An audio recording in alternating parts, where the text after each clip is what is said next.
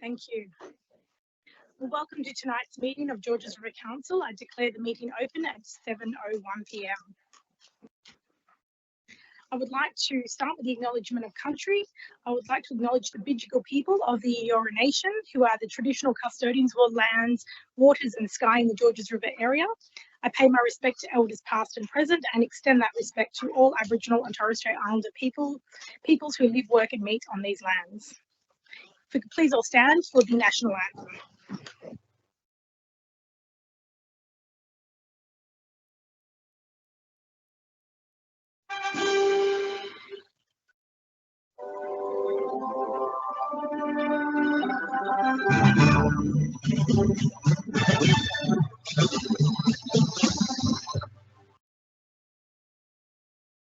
Australians, oh, let us rejoice, for we are one and free. With golden soil and wealth of toil, our home is earth by sea. Our land of mountain nature's gifts of beauty, rich and rare. In history's place, let every state of birds Australia bear. Here's our most strength and let us sing Australia bear.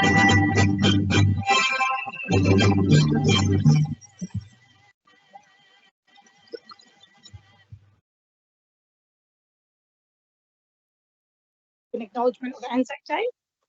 The Council acknowledges the brave Australians who have served and those who have died as a result of war. They went with songs to the battle.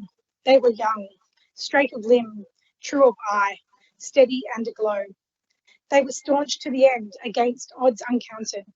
They fell with their faces to the foe. They shall grow not old, as we that are left grow old. Age shall not weary them, nor the years condemn. At the going down of the sun, and in the morning, we will remember them, lest we forget. And if we could just pause for a minute, silence.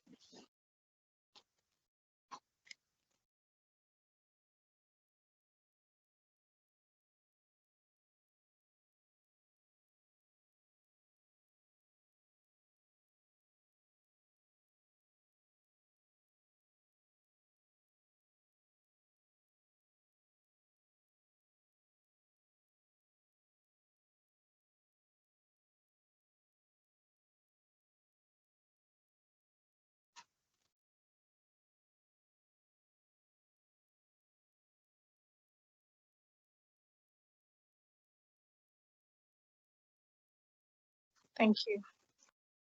Please remain standing for the opening prayer, which tonight will be led by Peter Wallace from the Revival Life Centre. Thank you. Thank you. Let's pray. Dear Father, we thank you so much for the community that we serve in, and thank you for the care that each individual member of this council represents. Father, we ask your wisdom and revelation that this chamber governs and serves with quality and justice, treating all as they should desire themselves to be treated. Father, this week we just lift up our Catholic community to you tonight as they grieve, Lord, and thank you for the mercy that Pope Francis showed, and thank you for a life well lived. Father, I pray for that each member of this council, Lord, would know your blessing on them, and Father, that you would protect them. And Lord, I just want to thank you for what they give up to serve us as a community. Bless them with renewed energy as they begin the business of this evening. And I pray this in the name of Jesus. Amen. Thank you, Ms. Wallace. Please be seated.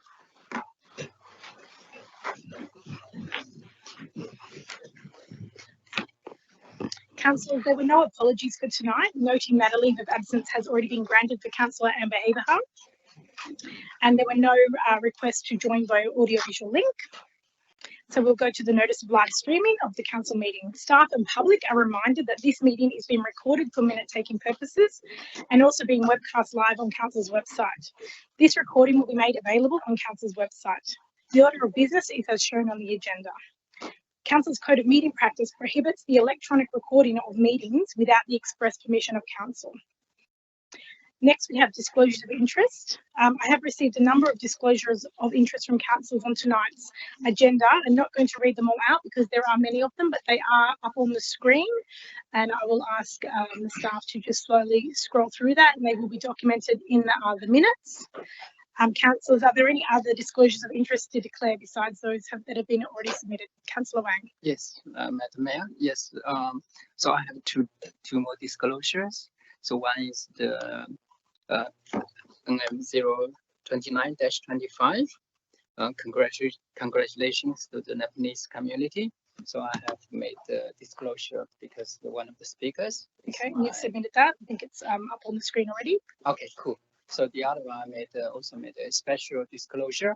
That's for CCL 028-25, and because that's because my under the EMB 012-25. That's because my principal place of residence could be in the area of foreshore protected area. And have you submitted that one? I already Councillor Wang? submitted. Okay. Thank you. Councillor Anzalotti, Councillor Wang, if you could turn your microphone off, please. Sure.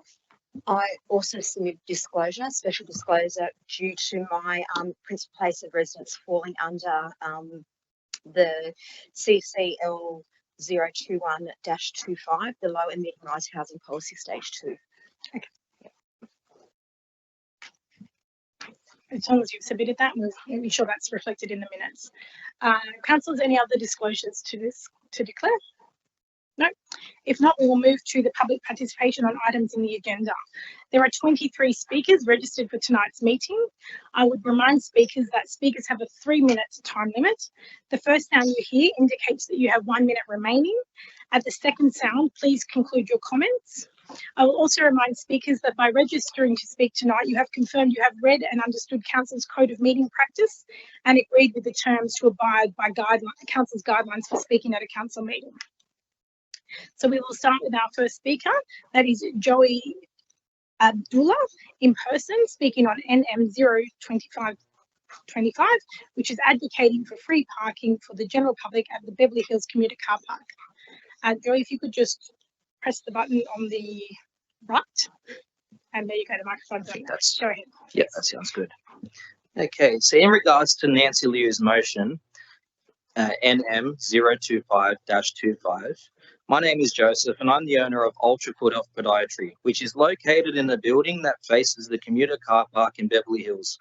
6 years ago, one of the main reasons I chose to operate in Beverly Hills was because the initial 3-hour for free community car park, which provided parking to all locals to access medical and healthcare services, as well as other business services such as cafes, gyms, and hairdressers during the daytime in Beverly Hills. The initial free community car park also provided people from all over Sydney to enjoy the dining and nightlife that Beverly Hills has to offer. Fast forward to the present day, Beverly Hills is now very quiet compared to what it used to be. Beverly Hills used to be an attraction for people all over Sydney. Now, over the past 2 years, because of the car park, it is a mere shadow of what once was, as people are going elsewhere due to the struggle of parking.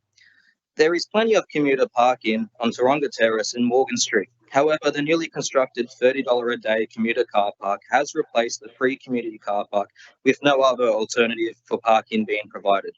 The new commuter car park is underutilised, and the data collected demonstrates this.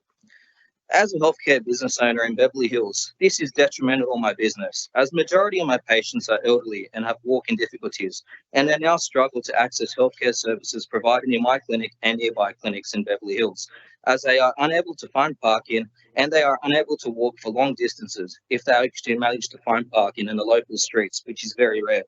Another example is a client of mine, Cadman, who had a broken ankle and always struggled to find parking and always struggled to see me to get his ankle treated because he couldn't find parking close by. Over the 6 years I have been in Beverly Hills, I have noticed that local residents fill up the local street parking on Edgbaston Road, Hampton and Melbourne Street due to growing families needing multiple cars for their livelihoods and not enough parking within the apartment complexes. Over the past 2 years, people For people to access businesses in Beverly Hills, people have resorted to find parking in the back streets, which is always full and a great struggle.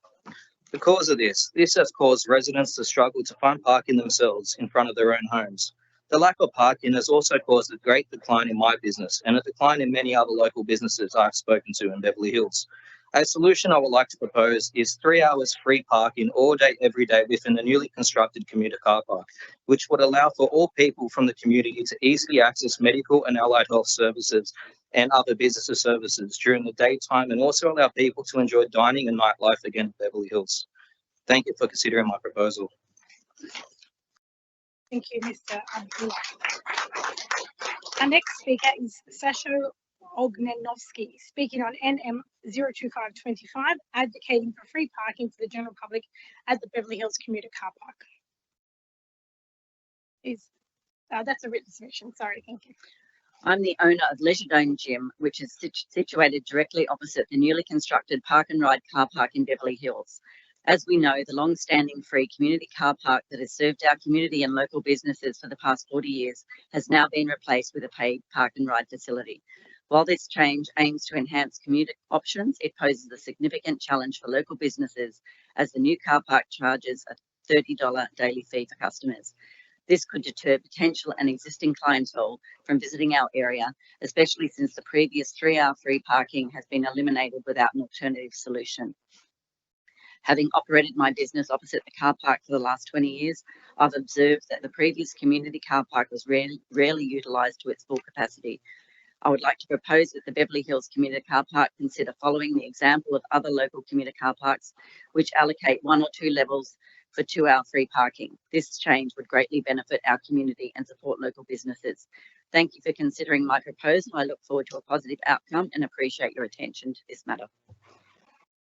Thank you. Our next speaker is also a written submission. It's Tom Chen on question with notice 01325 Bus Zone, Forest Road, Hurstville. I run Mr. Hot Potter at 243 Forest Road, Hurstville. I'm here today to talk about the area right in front of our store. There's currently a bus stop there, but it's mainly used as a place for drivers to rest, not really for picking up or dropping off passengers. We really appreciate everything the bus drivers do, but at the same time, businesses like ours are having a tough time. Although we already have a loading zone nearby, it's often full, and there just isn't enough space for all the deliveries and short stops we need. A lot of time, trucks end up double parking or stop at bus zone, which causes traffic problems and makes it harder for customers to stop by quickly. That's why we're asking if it's possible to use that bus stop area to expand the loading zone or create some short-term parking spaces. It would make a huge difference for local businesses and would also help keep traffic moving more safely and smoothly. Of course, we're happy to work together to make sure bus drivers still have a good place to rest nearby. We just think adjusting the use of that space would really benefit the whole community. Thanks to Councillor Ben Wang for raising the concern for the local business, and thanks so much for listening and considering our request. Thank you. Our next one is from Mr. Tony Bador, also a written speech on MM 00725. Congratulations to Business Chamber South. Good evening, Mayor, councillors and community members. I'm pleased to report on the great success of the Southern Sydney Jobs and Skills Expo held on the 3rd of April 2025. This significant event brought together our community, local industry and education providers to create real pathways into training and employment for young people across Southern Sydney. Held over 2 dynamic sessions, the Expo welcomed over 1,000 attendees, including an impressive 600 students from 15 schools across the Georges River, Bayside and Sutherland local government areas. The strong turnout clearly shows the community's appetite for meaningful career connections and skill development. The Expo featured a wide range of employers, training organisations and industry representatives who offered students hands-on experiences, career insights and direct opportunities to connect with job and training pathways. From construction and health to tech and creative industries, students had the chance to explore future-focused careers right here in our region. The feedback has been overwhelmingly positive. Students were inspired, schools were deeply engaged and exhibitors praised the enthusiasm and preparedness of those who attended. Importantly, the Expo also fostered greater collaboration between councils, educational institutions and industry, laying the groundwork for future joint initiatives. I'd like to extend our thanks to all the schools, exhibitors and council staff who contributed to the making of this event, contributed to making this event a success. Events like this are vital in helping our young people make informed decisions about their futures and build a strong, skilled local workforce, as well as assisting adult job seekers with future planning and upskilling. Thank you. Our next speaker is Kamal Sigdal, written submission on NM 02925. Congratulations to the Nepalese community. Nepali New Year, or Nipal Sambak and Bikram Sambak, marks a fresh beginning, symbolising renewal and prosperity. It's celebrated based on the ancient solar calendar introduced by King Vikramaditya around 57 BC. The official Nepali New Year falls in mid-April, beginning with the first day of Bakside. The date was standardised during King Vikramaditya's reign. Celebrations include family gatherings, cultural programs, street festivals, and temple visits for blessings. People clean homes, wear new clothes, and organise feasts to welcome good fortune, symbolising new hopes and communal harmony for the coming year. Thank you. Our next speaker is Mr. Adrian Polhill, also a written submission on MM 00825, funding support for infrastructure demands arising from housing reforms. Oatley Flora and Fauna Conservation Society members fully support Mayor Borg's motion MM 00825 for funding support for infrastructure demands arising from housing reforms. Our community is very concerned. The implementation of the Low and Mid-Rise Housing Policy, LMR, is set to impose significant challenges on the already stretched built and green infrastructure of the Georges River community's designated growth areas. The increased density mandated by this policy will undoubtedly worsen existing parking problems, as the influx of new dwellings won't be matched by adequate off-street parking, leading to even fiercer competition for street parking. Local roads already burdened by school and peak hour traffic will face further pressure from a surge in traffic. While the policy mentions active transport, the current network of footpaths and cycleways is simply not equipped to handle a larger population safely, demanding urgent and substantial upgrades and expansions. Alarmingly, the existing stormwater and drainage systems designed for lower density will be overwhelmed by the increased hard surfaces of multi-dwelling developments, leading to more frequent and severe flooding unless major infrastructure improvements are made. Concerning green infrastructure, the LMR policy will result in a significant loss of established tree canopy and a reduction in the green space available for each resident, which will inevitably exacerbate the urban heat island effect. Therefore, it is absolutely critical to prioritise the provision, protection and enhancement of public open spaces and recreational areas to salvage the livability within these increasingly densely populated areas. Failure to aggressively invest and expand these green assets will lead to a tangible decline in the environmental quality and overall well-being of the community. The community infrastructure within Georges River will also be placed under immense strain due to the LMR policy. Libraries and community buildings already serving a substantial population will face overcrowding and will desperately require expansions or significant upgrades to maintain acceptable service levels and accessibility. Sporting and recreational facilities currently in high demand will need substantial enhancements and likely an increase in number to cater the recreational needs of a growing population. It is imperative the state government move beyond a one-size-fits-all approach to collaborate with the Georges River Council to strategically plan and invest in these vital community resources. This cooperative effort is non-negotiable to prevent the anticipated increase in housing density from eroding the social infrastructure and the overall quality of life for all residents. Without genuine collaboration and substantial investment, the livability of the Georges River community will undoubtedly suffer. Thank you. Thank you. Our next speaker is Susan Gosson, also a written submission on the MM 00825, funding support for infrastructure demands arising from the housing reforms. The Low and Mid-Rise Housing Policy, LMR, is like fitting 10 pounds of potatoes in 5-pound sack. Overcrowding without adequate infrastructure funding is a recipe for disaster. As a resident who has lived in Hurstville for 30 years, I have seen the changes in Hurstville from the ground level. We do not have the funding to keep our brand new pavilion at Hurstville over weed free. Then what hope do we have of having enough funding to provide ashtrays on Forest Road, accessibility for people to drop off passengers at trains and bus stations, upgrading libraries and community buildings, and not having a gridlock in our local Westfield? Congestion is already a major problem on all our roads, and parking lots. Imagine what our roads and parking lots would look like within 10 to 30 years. We need to plan for the future properly before we try and fit more people in smaller spaces. LMR policy will definitely result in loss of tree canopy, a reduction in per capita green space and urban heat. We need council staff that are dedicated to understanding our New South Wales biodiversity priorities and able to implement them. We need to learn from the mistakes of other countries who have tried to grow too fast without the necessary infrastructure to support them. Stormwater and drainage systems are a huge concern. They will be overwhelmed by increased impervious surfaces associated with multi-dwelling developments, potentially leading to more frequent local flooding and drainage issues, if not proactively addressed with substantial infrastructure upgrades. More people equate with more mess, sewage, water usage, pollution and road rage. Time, money, a sustainable vision for livable cities and suburbs needs adequate funding. Without collaborative planning between our local and state governments and adequate investment, the quality of life for both new and existing residents will be negatively impacted. We need to learn from our mistakes and mistakes we see in other countries and insist that we don't repeat them. Georges River Council should have a vision for the future that funds a beautiful and environmentally sustainable future. Thank you. Our next speaker is Bill Yuan, speaking in person on ASS 01325, First Wheel School Precinct Traffic Study Outcomes. The microphone is already on there, so please go ahead. Thank you, everyone. Dear Honourable Mayor, Council members, and committee members, today my name is Bill. My topic today is for prioritizing immediate actions for Hurstville's traffic safety around Hurstville area. Thank you for the opportunity for me to address this in councils.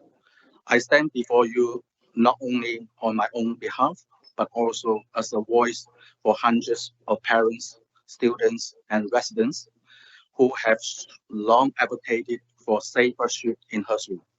Over the past 5 years, through monthly school parent traffic roundtables held by Hurstville Public School and Councillor Ben Wang and other parties like Transport for New South Wales, finally we have produced the Hurstville School Zone Traffic Study in 2024. Today, I stand before you to advocate for 3 immediate life-saving projects identified in the Hurstville School Zone Traffic Study, projects that cannot wait. These are not the abstract ideas, but urgent solutions backed by data, community voice, and years of collaborative efforts. Let me be clear, ladies and gentlemen, every day we delay, we risk another child's safety on our roads. Understanding there are 3 stages in the report, name them as a P1, P2, and P3. I urge this council to prioritize the following 3 projects for 2025 and 2026 funding. Firstly is a Forest Road pedestrian bridge. Why now? Because a child's life is irreplaceable. The bridge will eliminate risky crossing, reducing accidents by 50% as per report. Secondly, traffic lights adjustment. Why now? Because lights at Orange Street, Orange Land, and Forest Road and Bingley junctions can guarantee safety for students. Thirdly, Kevin Street one-way conversion. Why now? Simply light remarking and signage will ban risky U-turns and streamlining the job of my parents.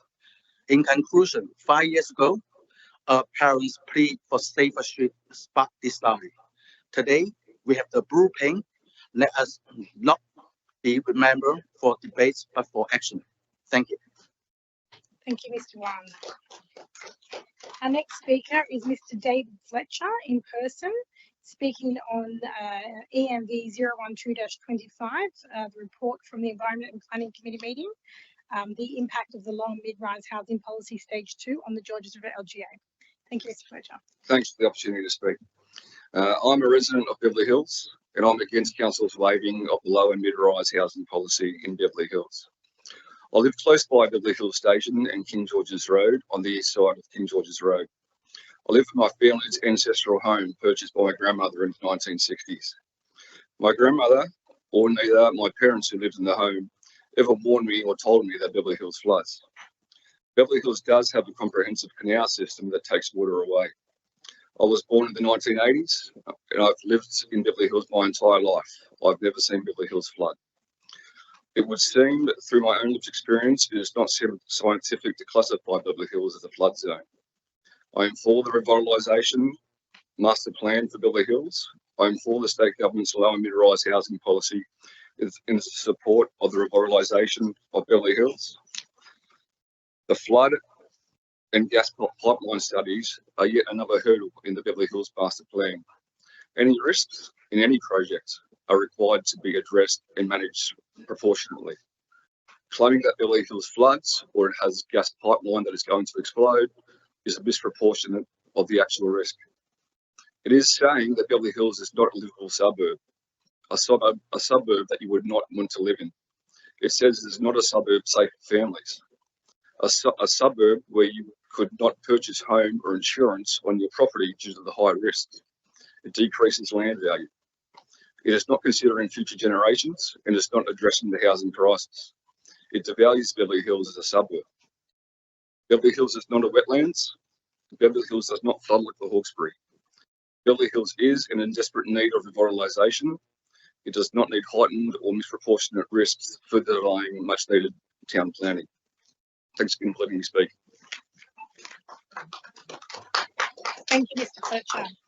Our next speaker is Deborah Mackey, speaking in person on the same item, CCL 02825, for the item EMV 01225, the impact of the low and mid-rise housing policy stage 2 on the Georges River area. Thank you. Greetings, Mayor and councillors.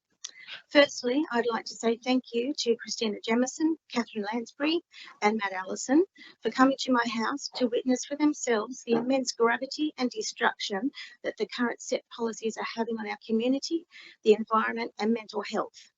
I do understand the need for increased housing. However, the policies and approach as in the set is by far not the correct nor appropriate way. Example, the CDC stroke certifier system. It had good intention, but the rules of governance set by the state government are totally flawed, and this system needs to be stopped immediately and completely rewritten and overhauled with the utmost scrutiny. I unfortunately have previously experienced a CDC where my wheelchair-bound mother could not access her own house for months due to a CDC, and no one gave a fat rat's bum. I'm currently experiencing another CDC and going through problems. Those being no consideration for the topography of the land being developed on, the runoff, existing mature trees that were just ripped out, land and green space ratio now non-existent, privacy for neighbours non-existent, no liaison with neighbouring properties to assess the impact of overshadowing, especially if neighbouring properties have existing solar on their roof for their pool or electricity, or that they may have window skylights in their roof that now serve no purpose. Impacts on views being completely taken, leaving giant brick walls to look at, windows facing straight into windows. Also, the devaluation of existing homes due to the inappropriate ad hoc policies akin to the Wild West. There's no consequences. Just so sad, too bad attitude.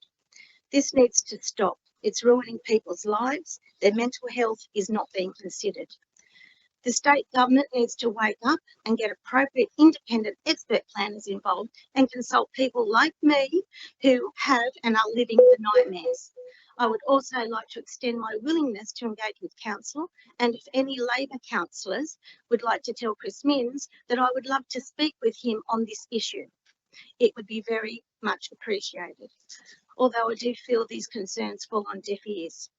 Council, will you please stand up to the state government for the sake of our communities, our environment and our suburbs, and especially long-term residents that don't get a second thought. Thank you.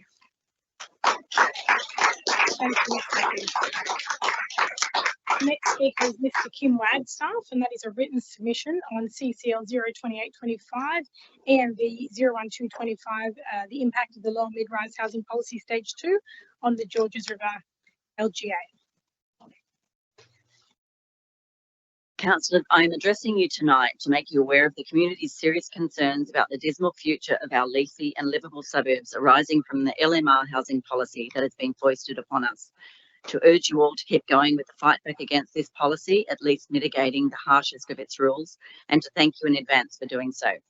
Impacts at risk here are zoning upheaval, 6-storey apartments and multi-dwelling terraces in quiet, low-density streets, smaller lots lets parking, dual occupancies allowed on 450 square metre blocks with only 1 parking spot per dwelling.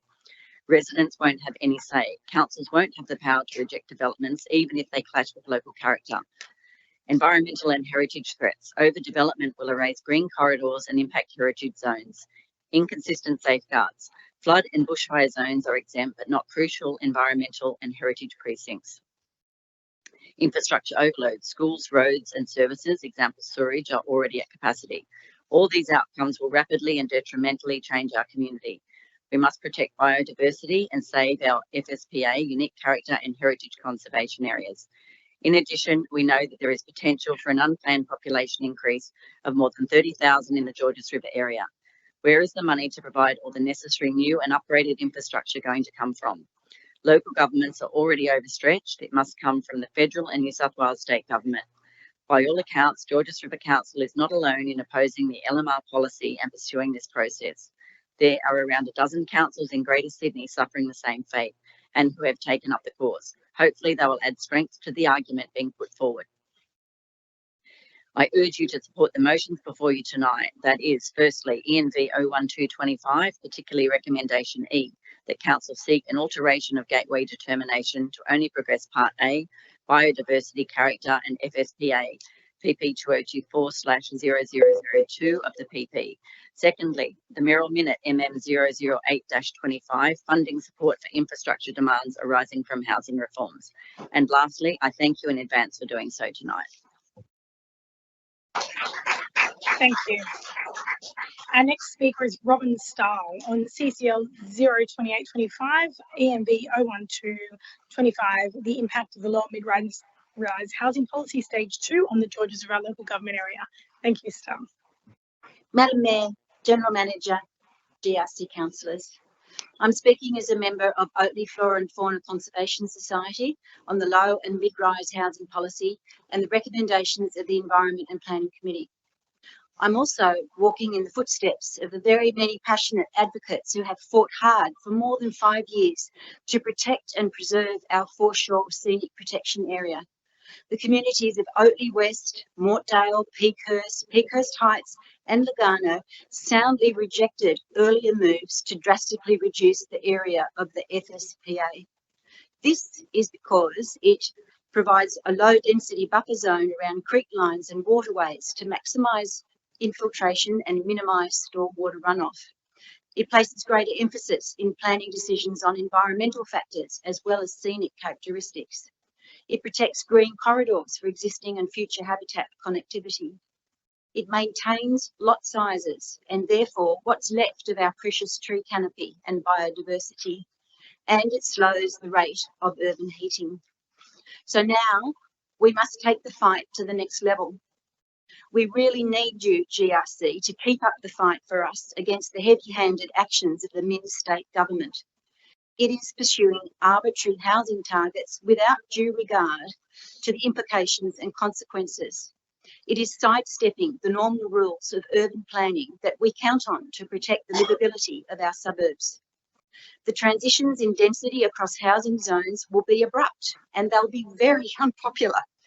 These changes will be a shock to many, as the communication and the consultation has been so very poor. Many residents will not realise until it's simply too late. By then, the feeding frenzy of real estate agents and developers that was recently portrayed on the ABC 7:30 report will have truly changed our city forever. Please do whatever it takes to obtain the alteration of gateway determination to progress Part A, biodiversity, character and FSPA. Surely this must be more than just a simple exchange of letters with the DPHI. Could there not be ways to further engage and negotiate or find a win-win outcome, or at least a better compromise? GRC has done so well with its planning proposals to date. Surely you can lead the way once more to set us apart and achieve our goals. You already hear so many complaints about traffic and parking difficulties, and we've heard them again tonight. The excess noise in residential areas. We saw the community rise as one recently to protect their precious and overworked Cars Park. Dog owners are angry, the sewerage regularly overflows. How much worse will it be in 10 years, in 20 years? Let's not let this happen on our watch. Thank you. Thank you. Thank you, thank you, Mrs. Starling. Our next speaker is Ruth Chow, and we're going to try and connect remotely. No, I've got a written submission. Okay, thank you, Ms. McKinley. Sorry, that's on NM 03125, off-leash dog park. I strongly support the motion to review Hogburn Park Master Plan and new comprehensive community consultation with specific attention to the suitable location of a fenced dog park. Council has rigidly adhered to the master plan, insisting the only viable dog park location is their option AB, while simultaneously prioritising a skate park in an area the community believes is best suited for the dog park. This stance defies both common sense and the intent of the master plan. My first slide contains excerpts from a consultant's report which informed the master plan, where Council's option AB is described as a flat area with saturated soil prone to erosion and waterlogging, also described as boggy and poorly drained. Slide 2 reveals that the report offered 4 options, consistently designating Council's chosen dog park location as ideal for a wetland. Slide 3 confirms this. The selected design clearly labels Council's option A as future wetland and the expanded option B as a bio-retention basin, which is infrastructure designed to manage stormwater runoff. The consultation informing this master plan also raises serious questions, primarily engaging school children with minimal input from the broader community is insufficient to determine the optimal configuration of a vital limited green space. In fact, the views of over 1,000 children and young people from targeted consultation through schools was balanced with 7 community responses. Slide 4 underscores the critical need for review. The master plan is now 15 years old and our community has fundamentally changed. The 2017 rezoning of Kogarah North to high-density residential has driven a population surge of 29% over the 10 years to 2021. Furthermore, Council's own urban design strategy includes the principle for increased public space and vegetation to support a growing population.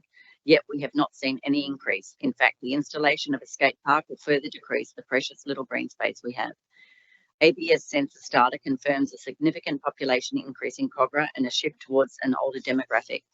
This directly challenges the continued prioritisation of youth-centric facilities over the needs of the broader community, further emphasising the urgency of a master plan review. Other recent changes, including public access to the Kogarah High School Oval out of hours, but understandably not for dogs, also should be factored into an updated plan. In conclusion, councillors, I urge you to support this motion. We must update the Hogburn Park Master Plan to accurately reflect our community's current and future needs instead of blindly pursuing an outdated concept. Nobody wants to see public funds wasted.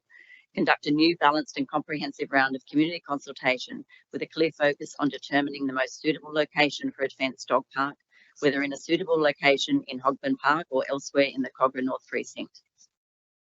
Let's ensure Kogarah North Precinct evolves into a truly functional and beneficial space where the entire community can thrive. Thank you. Thank you. Our next speaker is Miss Alicia Boyd, speaking on NM 03125, off-leash dog park, also speaking in person. Just press the button on the right there. Yep, you're good to go. Do I hold it? Okay, cool. All right. Hi, thank you for taking the time to hear out our requests for greater community contribution to the Kogarah North area. As most people in the council will be aware, the Kogarah North area has been rezoned to quite high density development from 2018 to 2019 when that first came in. And before that came in, we were promised quite a lot of public amenities through the Kogarah North Precinct Plan that was publicised at the time by the then Kogarah City Council, claiming that quite a lot of redevelopment to public amenities will be made, funded by the community contributions from developers from all of this high-rise development, which we as a community have estimated to be potentially up to $100 million in total by the time all of the high-rise developments have come about. We have not yet seen any clarity as to what Georges River Council will be doing in terms of a broader precinct plan, and we'd like to look beyond little bits and pieces of developments here and there to a more integrated public precinct plan for Kogarah North and the broader Kogarah area, because we're so high density and so starved of public precincts and just community facilities that we can use in general. The public amenities plan for Hogburn Park redevelopment was great when it first came in. I thought it was a really comprehensive piece. I especially liked as an ecologist myself by training and profession, I really liked their focus on ecological space use and modelling some of the suggestions that the site that's proposed for a dog park now could be potentially used as a rain garden, similar to Inner West Council or City of Sydney's councils pioneering ecological rain gardens, and sort of made an ecological-ish space in an otherwise quite depleted area. Bayside's dog park, built in a similar location, is now an unusable swamp, which is why our residents who need a dog park space can't reliably use it. It's always muddy, it's always swampy, and it's in a very similar ecological space. We don't see the space proposed as being usable, and beyond this, we really want to see a broader reconsideration, a rethink, a rework, and a real investment in community engagement and placemaking in Kogarah North that doesn't resuscitate 15-year-old plans, that don't consider how much we've changed. We're looking at a population that has gone to thousands more people than were ever there before when this planning came in. We want to know what's happening with the Kogarah North precinct plan with the newly amalgamated council. Has it just been dropped? Has it just been forgotten? What's going on? So that's my request. Thanks. Thank you, Alicia. Our next speaker is Jason Z, speaking in person on question of notice 01225, parking restriction, Bassett Street and Pearl Street. Thank you.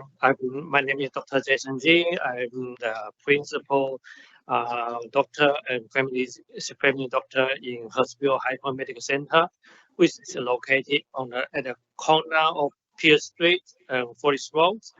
I just give a few points that why we just apply for the restricted parking in Bassett Street and Pierce Street. We are running the best medical centers over 8 years now, and over the last 8 years, this area is getting more difficult to park, and there's more business come to run on the Pierce Street, on Forest Road, and as a result, there's more difficult to find the parking. Although we have our medical center have about 20 car parks, that's by far enough for our own use. But because surround parking is limited and people find out it's difficult to park, and sometimes lots of people just come to our medical center to park their car and visit some facility or surrounds. So end up our patients complain that we don't have enough car park. Although we have 20 car park, as I mentioned, these people just park in our car park and visit the surround. So we feel it's quite necessary to just put some restriction on the surround streets, that's Pierce Street, Bassett Street, with some limited parking. They will allow some patients to park, and some people visit the business to park there for 1 hour, 2 hours limit. They were more available for the visitor. You can see it's more busy, and as also the next our neighbor is the hospital, private hospital as well. It's another health care provider. They have a management of the room gate. They will charge for that. So if some people visit a private hospital, they come to our car park as well. So I just it's better to just get some short-term parking for business and for visitors to visit and healthcare. So that will affect their healthcare because the patients sometimes are difficult to walk for distance. Thank you. Thank you, Dr. Z. Our next speaker is Marina Lau in person on question with notice 01225, also on parking restriction Bassett Street and Pearl Street.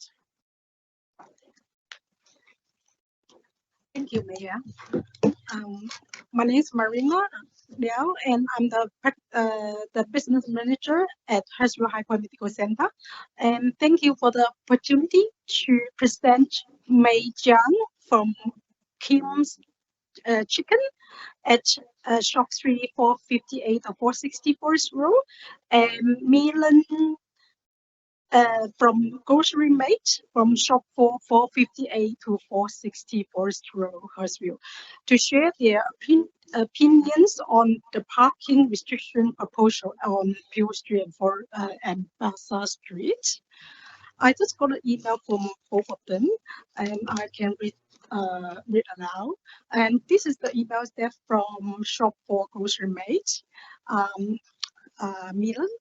And I sincerely apologize about my absence on the meeting tonight, but I would like to request you to put my points tonight on the meeting.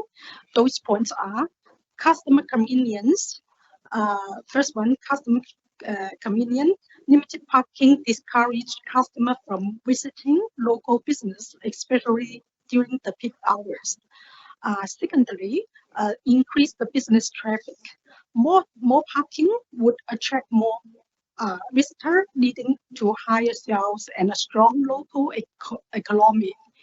The thirdly, competition within other areas.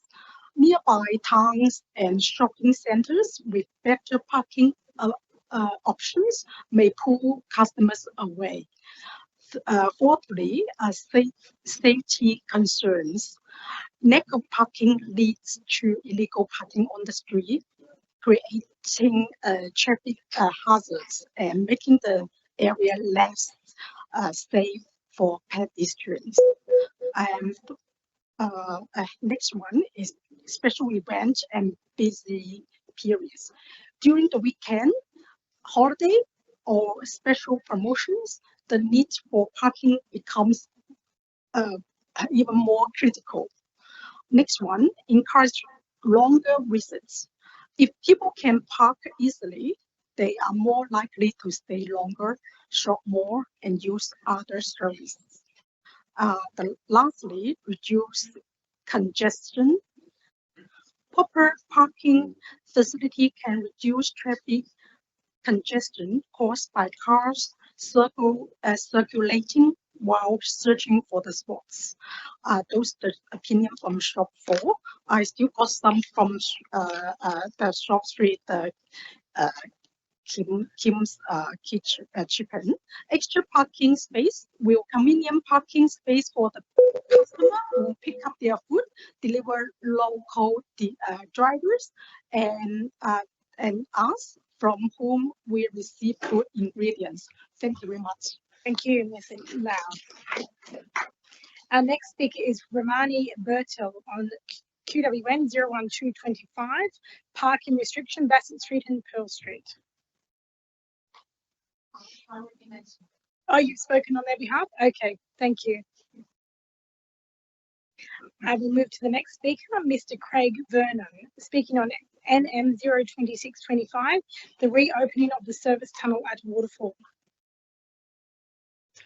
Good evening, Mayor. Good evening, councillors and everyone. As you know, I'm Craig Vernon from Warrandyte Heights. Earlier this year, a female cyclist was fatally struck at a cycling black spot at Waterfall, just where the Princess Motorway. There's an exit to the old highway over on the right hand side, and she was trying to get across. It's a zone where traffic is speeding up from 80 to 110. I knew Gail probably for a period of, we both belong to the same cycling club known as the Bushes. It's a running club and a cycling club. So I started a petition, which is over on change.org, to reopen this tunnel. I spoken to her only probably about 3 weeks before the tragic accident, and I wanted to do something to try and, you know, avoid this in the future. I knew from in the past, during the 90s, that there was a tunnel there, which I'd actually ridden through probably half a dozen times myself. And so it seemed to me that it was an easy solution because it provides access from the eastern side. If you're heading south, you turn left and then you loop back around, go under the tunnel, and there's an old service road that takes you down to the Princes Highway. So the infrastructure is already there. And the motion that Councillor Ward is putting before you, I would hope that you can pass that.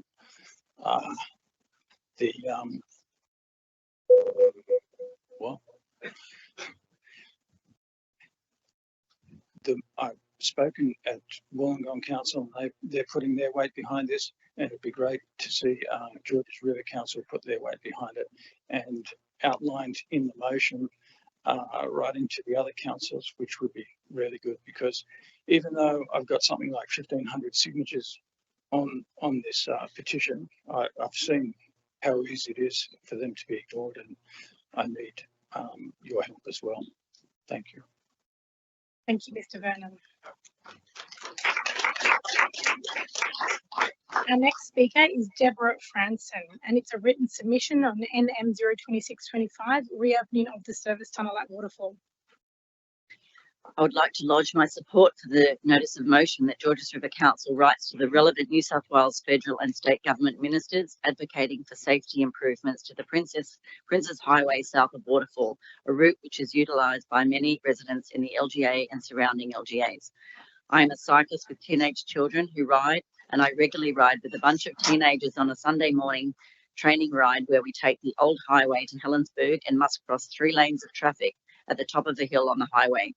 The high risk of this movement was made clear earlier this year with the tragic death of an experienced woman riding a bike here. Federal and state government must be encouraged by local government as representatives of residents to proactively investigate utilising an existing service tunnel to cross the Princes Highway south of Waterfall, where urgent safety improvements are warranted. Thank you. Our next speaker is Deborah Davidson, also a written submission on the same item, NM 02625, reopening of the service tunnel at Waterfall. I'm writing this submission to support the motion on the reopening of the service tunnel at Waterfall to improve the safety of cyclists crossing the F1 to access Old Princes Highway towards Helensburgh following the tragic death of cyclist Gail Allen in January 2025. This issue is of significant concern to the community, particularly cyclists and pedestrians who regularly use this route to safely access local areas.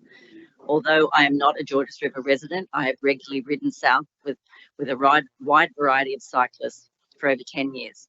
I ride with Southern Cross Cycle Club, Cronulla Triathlon Club, and an informal group of women from the Shire. These clubs draw members from across the Sutherland Shire, Georges River and Bayside Council areas.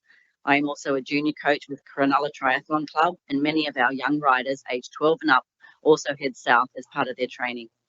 Currently crossing the F6 is dangerous. Cyclists must stop, wait for a gap in 3 lanes of fast-moving traffic and cross quickly, all while hoping no vehicles are using the off-ramp from the freeway. This risk is heightened because the crossing is just after the speed limit increases to 110 kilometres an hour. Many cars are often accelerating. The recent death of cyclist Gail Allen was a heartbreaking reminder of the dangers we face. It has made our cycling community even more conscious of the risks we take just to pursue our sport safely. There has been a lot of discussion among our cycling groups about the huge safety improvement reopening the service tunnel would bring. Many of us have signed the online petition supporting it. It is a low-cost solution and makes use of existing infrastructure that needs to just be cleared for cyclists and pedestrians to use. Reopening the tunnel would not just protect existing cyclists from future tragedies, it would show that cyclists' voices are heard and valued, not just those of motorists. By supporting this motion, Georges River Council would be taking a strong step towards saving lives and promoting safer, more inclusive transport options for our region. Thank you for considering our request. Thank you. Our next speaker is Ms. Teresa Cott, speaking on CCL 02625, ASS 01725, report of the Assets and Infrastructure Committee meeting held on the 14th of April for item draft floodplain risk management committee, terms of reference April 2025. Thank you, Ms. Cott. Good evening. I'm going to start off with some very blunt statements of what are the main features that I see in the draft terms of reference for the Floodplain Risk Management Committee, also called Overland Water Flow. First and foremost, the removal of transparency. The public cannot attend.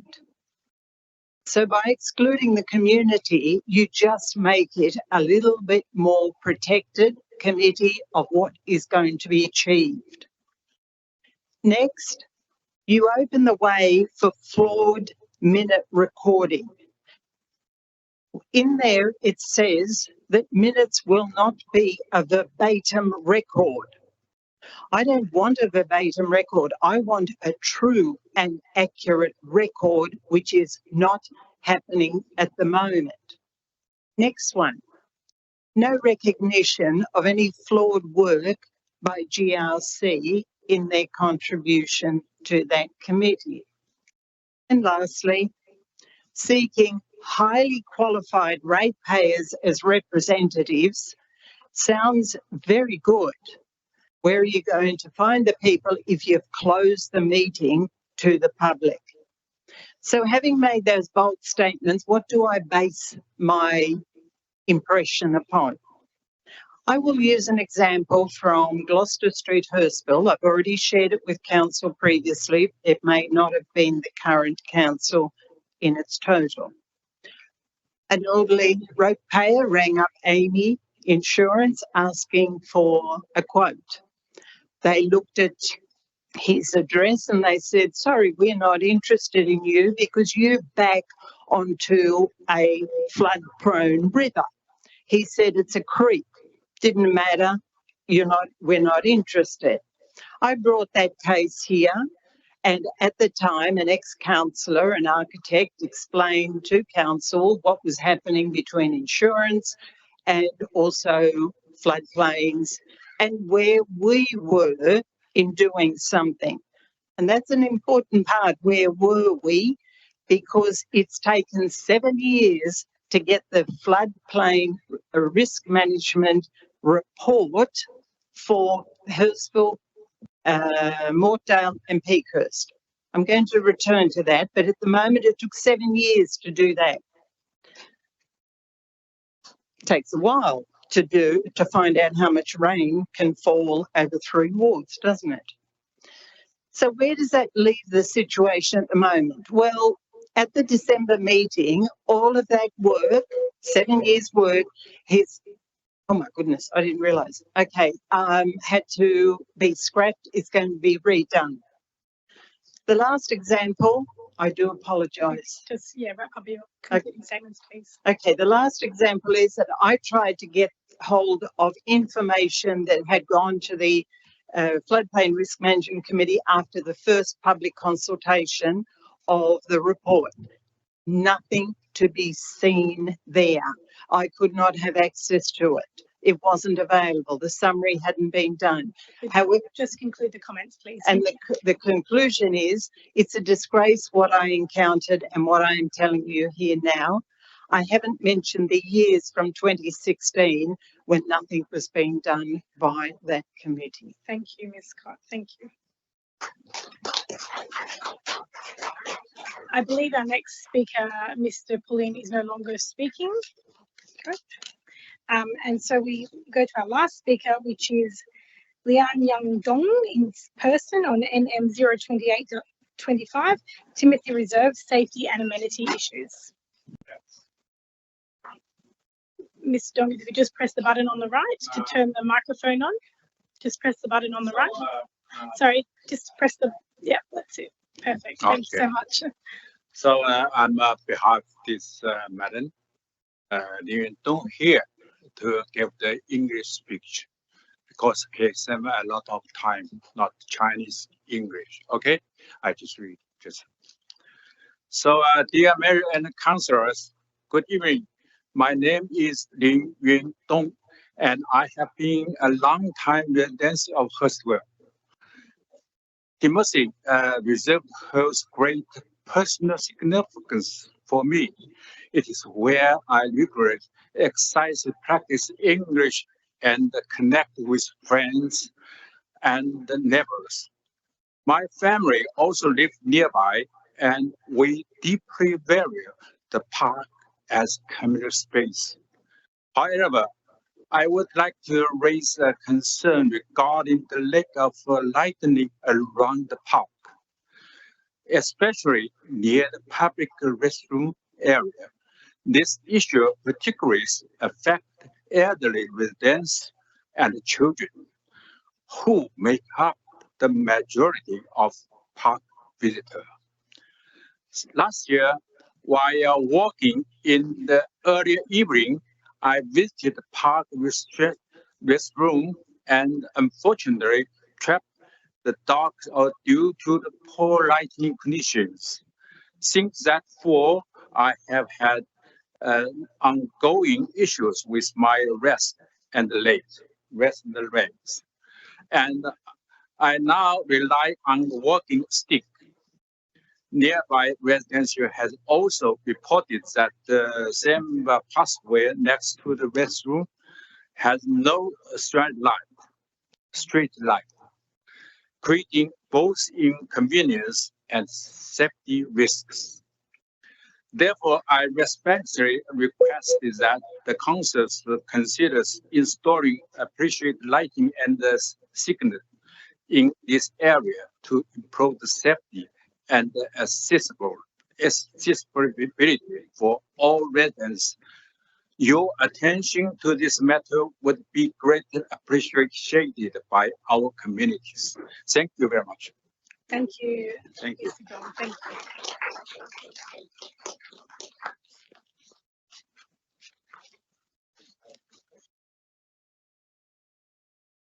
That brings us now to the confirmation of minutes of the previous meeting, CCL 025-25, confirmation of the minutes of the meeting held on the 24th of March 2025. That's moved by Councillor Lansbury, seconded by Councillor Stratokopoulos. Councillors, any questions or discussion? If not, I will put the motion. All those in favour say aye. All those against, I declare it carried. We move to mayoral minutes. I have two tonight. The first is MM007-25. Congratulations to the Business Chamber South. Councillors, I will take the mayoral minute as read as it has been published in the business paper, so I won't read it out. I'll just take a moment here to recognise the outstanding work of the Business Chamber South in delivering the recent Southern Sydney Jobs and Skills Fair. It was a vibrant and impactful event that brought together students, job seekers, employers and educators, showing the real opportunities and inspiring futures. The success of initiatives like the Women in Trade workshops is a perfect example of the long-lasting impact that these events can have on our community. So on behalf of Council, I would like to congratulate the Business Chamber South on an exceptional achievement. So I will put that motion forward. Is there anyone who wishes to speak on the motion? If not, I will put the motion. All those in favour say aye. All those against, I declare it carried. My next mayoral minute is MM008-25, funding support for infrastructure demands arising from the housing reforms. And again, I won't read out the mayoral minute as it is published in the business paper, but I will take a moment just to speak to it. So Council, tonight I put forward this mayoral minute in response to the significant and growing pressure the New South Wales Government's low and mid-rise housing policy will place on local government infrastructure and finances. The low and mid-rise housing policy, as it currently stands, will result in an estimated 18.8% increase in our population. That's over 30,000 additional people, without any meaningful commitment from either the state or federal government to help fund the infrastructure these residents will rely upon. Let me be clear, Georges River Council is not opposed to growth, but growth without planning and without funding is a recipe for decline. decline in the quality of services, decline in infrastructure standards, and ultimately a decline in community wellbeing. Local governments manage billions of dollars worth of infrastructure. Here in Georges River, that is $1.8 billion, a $1.8 billion portfolio of roads, footpaths, parks, libraries, and stormwater systems. These assets are not luxuries. They are the foundations of our community's daily life. Yet we are being asked to do more with less. We operate under a state-imposed rate peg, meaning that our revenue doesn't increase when our population does. Our local infrastructure contributions plans, which are supposed to fund the new development, are based on planned growth, not the unplanned accelerated expansion now expected under the LMR policy. What this means is that council will be left to deliver more services to more people with the same amount of funding, or in real terms, less per person. We are already experiencing the challenges. Costs are rising, asset maintenance is falling behind, and community expectations continue to grow. Georges River Council has made solid progress, improving our asset renewal ratio from 54% to 78% in just a year, but without urgent, targeted funding, we cannot sustain this trajectory. The minute I've put forward calls for action. It calls for a targeted infrastructure funding program to help councils like ours meet the pressures created by the LMR policy. It calls for greater transparency from the state government, including the release of evidence and modelling behind their LMR policy. It calls for an increase in federal financial assistance grants to at least 1% of Commonwealth revenue. And it calls for proper planning and investment in state-owned infrastructure like schools, hospitals, transport, roads, and our sewage systems. If this government-led reform is to succeed, then government at all levels must step up and ensure communities like ours are not left to carry the burden alone. Is there anybody who wishes to speak to the Mayoral Minute? Councillor Jamieson. Thank you, Madam Mayor, for raising the real issues that affect every single person and their way of life. If we're going to talk about these challenges, we must address the elephant in the room. I acknowledge that the state government is making genuine efforts to increase affordable housing, particularly by building on state land. These projects are moving ahead quickly and with urgency, which is commendable. In a high housing crisis, it is always the most vulnerable who are displaced first. Yet this style of vacuum planning, where we rush to fix one issue without considering the broader impacts, risks opening up even bigger problems elsewhere. Even our Year 9 HSIE students learn the basic. Rapid urbanisation without proper infrastructure leads to ghettos. There are some excellent ideas emerging at the federal level too, but the truth is housing must be addressed across all levels of government and across all departments. Immigration, finance, health, energy, transport, education and environment, all working together, not in isolation. This is about real, integrated, future-focused planning. The housing crisis we face today took many years to build. It cannot be solved with rush, poorly thought out solution that risks doing more damage to our communities, both here in our council area and across Sydney. Funding for infrastructure and services to support a growing population is essential. I've heard time and time again the mistaken belief that more units mean more money for council. That is simply not true. Doubling the number of homes does not double the rates revenue. In fact, councils have to stretch less money even further just to meet basic maintenance needs. The state government has also passed more costs on to council, like the state emergency level, without providing extra funding. Councils are being squeezed more and more, but there is a limit. You cannot endlessly squeeze a budget without losing critical services, without creating ghettos. The issue of finance extends well beyond council operations. We are at risk of not being able to properly fund our police, our nurses, some of the lowest paid in the country, and the very frontline services our growing communities depend on. Meanwhile, the local court has been closed down despite rising population and crime rates. More people, more pressure, fewer services. We must plan properly if we are to support the needs of a larger population. Just look at the recent environmental failures. 16 million litres of raw sewage spilled into Flat Rock Creek. Sewage overflows during rain in Poulton Park and Oakley Park. Yet we have not been involved in any discussions with Sydney Water about how our these critical issues will be addressed. Power supply is another major concern, with soaring electricity prices. Simply adding more housing without upgrading the grid is reckless. Solar panels are not enough without proper investment in storage and distribution. Transport is another major challenge. It's easily to promote a London-style urban model, but in London, they invest heavily in their transport system. You don't need a car to move around central London. In contrast, in Sydney, especially the further you go into the suburbs, a car is still a necessity. Building around train lines is a great idea if the infrastructure exists to support it. Meanwhile, suburbs like Kellyville are still waiting for promised train lines. Without serious investment in transport, water, energy, schools, hospital, courts and policing, we are setting entire suburbs up to fail. For too long, councils have kept their heads down, delivering master plans while avoiding confrontation with the state government. Infrastructure is constantly raised as concerns during consultation with our community. But there comes a time where we must speak up clearly and firmly before it's too late. The state must work with our local planners. Councils understand the local landscape, the details and the community needs better than anyone. The federal government also needs to play its part to ensure both states and councils have the funding necessary to deliver. If we continue with short-term ad hoc band-aid solutions, we will create chaos, poor planning and poor livability. In other words, ghettos of the future. I appreciate the budgets are tight, but instead of overriding each other's work, passing the buck and squeezing councils until there is nothing left, let's plan properly. Let's aim to build a London, but not without London's subways, hospitals and police force. Remember, London had to burn down before it was rebuilt properly.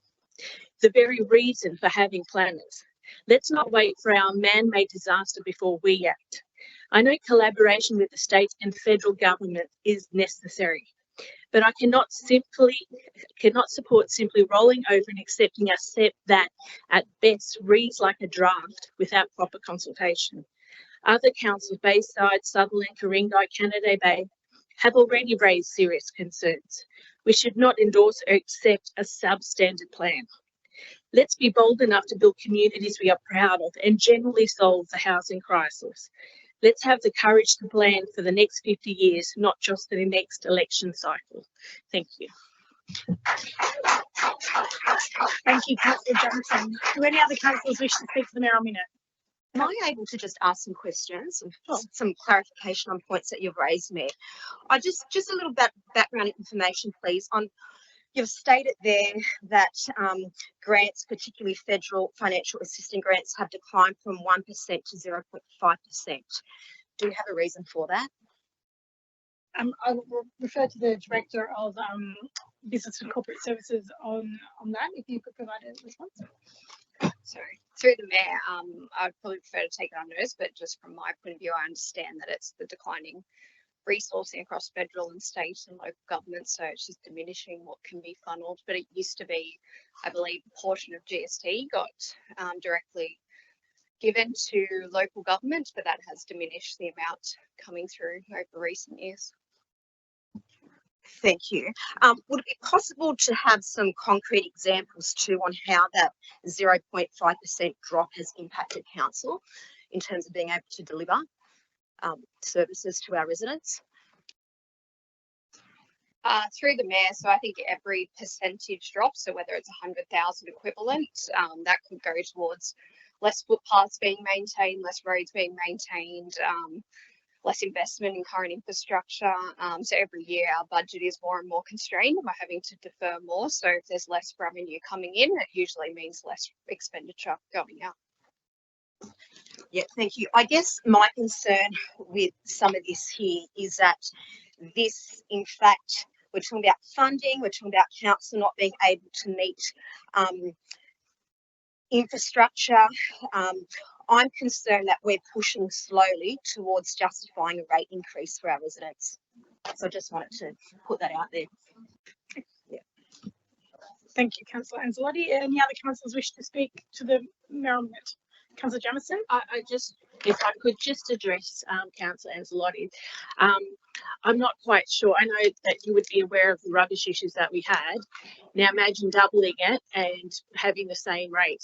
How are we going to manage that? That's the sort of reality that we're talking about. Now you don't have to respond, but that's what we're talking about. Building a lot of our grants money, we get funding from the government to do it. If you don't have that, we can't. And it's not just us, we've got to share it with all the councils too. Thank you, Councillor Jamieson. Councillor Lansbury. Thanks, Madam Mayor. I just will add a few comments. Firstly, we had a number of speakers here tonight that addressed the LMR in different capacities, whether it was through the Merrill Minute or through the item that's in the Environment and Planning Committee. I just wanted to thank them for taking the time to make those comments, and I just wanted to relay my own experience over the years of when I was my very first term of council. The current iteration of housing strategy was the Metro strategy. And I mentioned this briefly in the Environment and Planning Committee. At the time, this was the great big thing. Frank Sartor was the planning minister, and the Department of Planning did a bit of a roadshow around to all the LGAs to explain what their strategy was and the numbers. And I think we were looking at in Cogra back then, we were given an arbitrary number of about 3,500, I think 4,000 extra dwellings within a 3 to 4 year 5-year period, but there's never been any additional funding for infrastructure that's ever been promised for any of these iterations for housing strategy. The problem that I see with it, I'm very supportive of needing to increase housing. We know that there's a housing crisis. I'm never going to say there's not, but the problem is councils always end up bearing the brunt of it because there's been a lack of investment from both federal and state for decades now. So that's why we find ourselves in this position.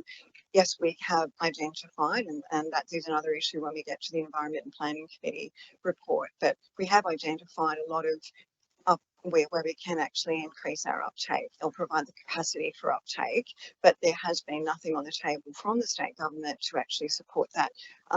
We have fortunately got things like Cogra Public School is being rebuilt by the state government.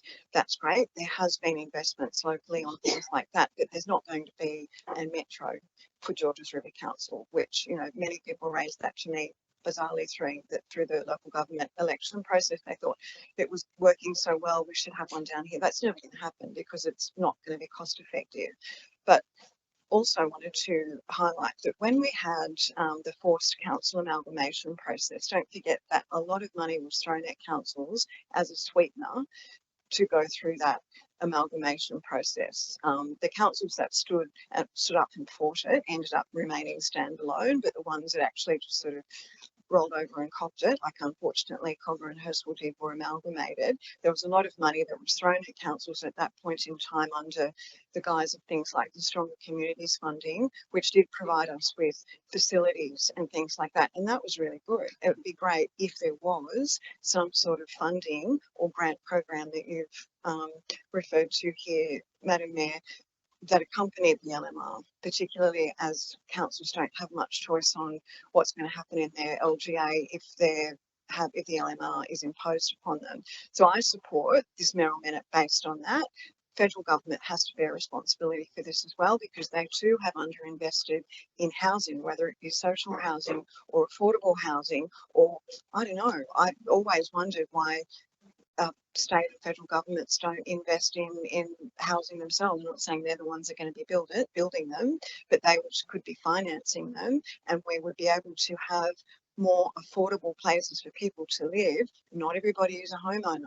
Not everybody's going to be able to afford to do that. 30% of the population at least is renting currently. I assume that's going to increase as time goes on, because the average cost of whether it be a unit or a house is out of many people who earn fairly decent money out of their reach anyway. So I think it is incumbent upon the other two tiers of government to support local government as we face the biggest change in decades to potentially increasing density in our neighbourhoods. So we need the support of both feds and state to support our residents with the transition to increased density, and that has got to be through supporting infrastructure.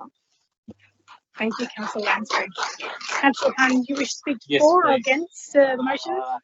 If I could make some comments on it. on your indulgence, Madam Mayor. I listened with great interest a lot of the comments made on LMR in this chamber, and I totally understand where my colleagues are coming from when they do talk about the need to carefully consider. But I just want to reiterate there's a concept in politics called the Overton window, and that is a time and a place where certain issues are politically acceptable. Housing is the #1 issue right now, and it is already the issue this coming Saturday at the federal election.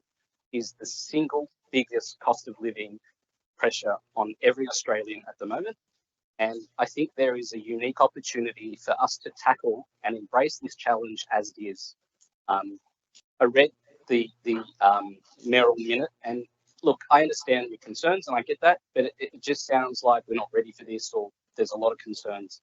I think it's a time to turn around and embrace what appears to be a moment in Australia's time where both the opposition and the Prime Minister are championing housing policies.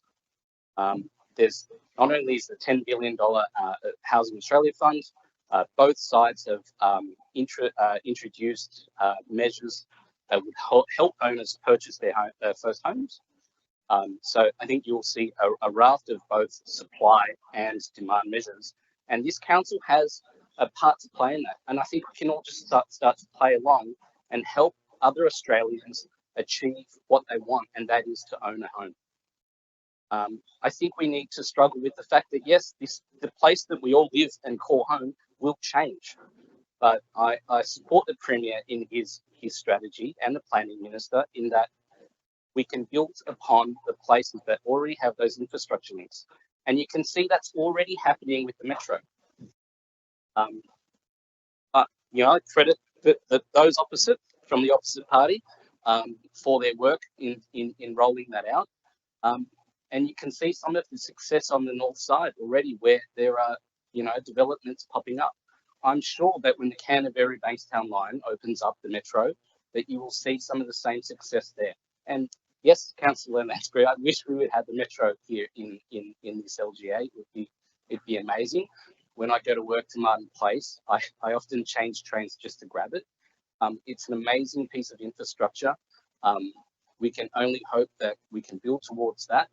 And we can hopefully get some more train services back with the right infrastructure. But I think it's a bit about the horse before the cart, or cart before the horse. A lot of these things will happen in due course as those houses prop up. Let's figure out how we can do it properly. Let's figure out how we can tackle the new LMR applications as they come in. And let's be really positive about this. That's my comment. Thank you. Thank you, Councillor Pan. I'm just going to take a moment to do a right reply on your comments. I think this council has been really proactive in trying to play its part in the housing policy by putting forward our own strategic planning proposal and master plans, which will provide capacity and not have the impact that the LMR will have. So I kind of dispute the inference that we're not seeing housing from a positive perspective and wanting to play our role. I think this council is. And Councillor Anzalotti, I think the objective of this motion, this mayoral minute, is calling on the state and federal governments to provide funding support so we have the infrastructure so that we don't have to go to our residents and ask for a rate rise. So this mayoral minute is basically saying if we don't get this funding, we're going to be left having to deliver services to more people. We need the funding support to do that. So that is the absolute objective of this motion, is that we do get the funding support from the state and federal governments to go with that. So I'll put the motion forward. Oh, sorry, Councillor Marnie, did you wish to speak? Thanks, Madam Mayor. If we just make a quick comment in reference to what Councillors Jamieson and Lansbury have pointed out about the lack of infrastructure. I'd like to indicate that when I first got into council, I had a motion up to the Sydney Water to look at upgrading its mains, especially around the Pecos Ward, because it overflows after 3 or 4 days of heavy rain. That never happened under the Liberals. When Labor got in, asked the same question, the same motion, nothing's happened to date. This is one example of infrastructure that we need right now that's never happened. So I first to admit we need extra housing, but to put it in without at least upgrading trains and sewage networks. It's just crazy. So, thank you. Thank you, Councillor Manning. Councillors, I will put the minute forward. All those in favour say aye. All those against? I declare it carried. We now move to condolences, and we do have one condolence tonight, which is from Councillor Mort. It's for Tony Raymond Mort. Councillor Mort. It is with a heavy heart that I acknowledge the sudden and heartbreaking passing of my brother-in-law, Tony Mort. Tony Mort was diagnosed with melanoma just 9 weeks ago, and his loss has come at a profound shock to our entire family. It is still hard to believe that he is no longer with us. Tony was a kind, empathetic, and gentle human being, deeply loved by so many. His beloved wife Annette, his sons Cameron and Eric, his siblings Chris and Peter, and our whole extended family are feeling his absence deeply. Tony's warmth, compassion, steady presence left a lasting impact on all those who was fortunate enough to know him. His loss has left an irreplaceable void in our lives. On behalf of my family and myself, I extend my heartfelt thanks to everyone who has offered their support during this difficult time. I move that Council formally extend its deepest condolences to Tony's family and friends as we honour his life of a much-loved husband, father and brother-in-law. Thank you. Thank you, Councillor Mort. If we could please stand. Oh, sorry, councillors, are there any other condolence motions? If not, if we could please stand for a moment of silence.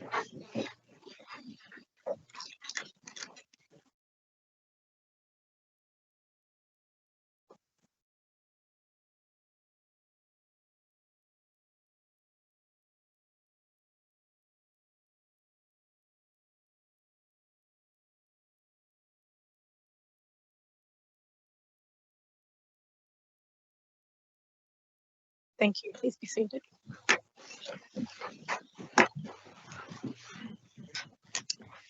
Okay, councillors, we will now move to the committee reports. The first is CCL 026-25. It is the report of the Assets and Infrastructure Committee meeting held on the 14th of April 2025. I acted in the chair in that committee as Councillor Anne Behaviour was on a leave of absence. And I will move the recommendation that the Assets and Infrastructure Committee recommendations for items ASS 01525 to ASS 018-25 as detailed in the report be adopted by Council. If I could have a seconder, Councillor Mort has seconded that. And Councillor Jamieson, you have a question. Yes, I just had a question just in response to the speakers that we had in regards to, so hopefully I get this right, ASS 017-25 in regards to the floodplain terms of reference. Could you explain what the insurance and council and what sort of relationship? I wasn't quite sure what that was talking about. And the other question is the floodplain, I think for Hurstville and Mortdale taking 7 years. Could you just give me a better idea to explain that for us, please? So to the director, if you could provide some comments to response to the speaker. Through you, Madam Mayor. In relation to the connection between the insurers and council's information, there is none. So insurers keep their own floodplain risk management information. They don't access council. So insurers will be different as you move from insurer to insurer. In terms of the length of time taken to do the previous study, there was a bit of stopping and starting with that study. So it sort of kicked off and then it sort of had a lull period, and we picked that up again in about 2020. So that was there was a bit of a lull period between the time it started and the time it actually picked up again. And can I just ask a further question? If you could provide commentary on why that meeting is no longer open to the public, please. Yeah, through you, Madam Mayor. It's a technical committee. What we are trying to do is we are trying to get broader community involvement, and that's why we've suggested that we get additional community members to sit on that with the expertise in that particular field. And in terms of the minutes recorded, they're just standard minutes as recorded in most of the council meetings. Madam Mayor, that's correct. Yes. Thank you. Any other questions, councillors? If not, we will put the recommendation. All those in favour say aye. All those against, I declare it carried. Next item is CCL 02725, report of the Community and Culture Committee meeting held on the 14th of April 2025. Councillor Lansbury. Thanks, Madam Mayor. I'd like to move the recommendation that the Community and Culture Committee recommendations to item COM 011-25 to COM 012-25 as detailed in the business paper be adopted by council. Thank you. Thank you. That's been seconded by Councillor Wang. Councillors, any questions or discussion? If not, I'll put the motion. All those in favour say aye. All those against, I declare it carried. Next, we have CCL 02825, report of the Environment and Planning Committee meeting held on the 14th of April 2025. Councillor Marnie. Thanks, Madam Mayor. I'd like to move ENV 014A25 as published in the business paper. I'd like to pull out ENV 01225 for further discussion. Thank you, Councillor Marnie. And if I could please have a seconder, Councillor Lansbury has seconded that motion. So that's that we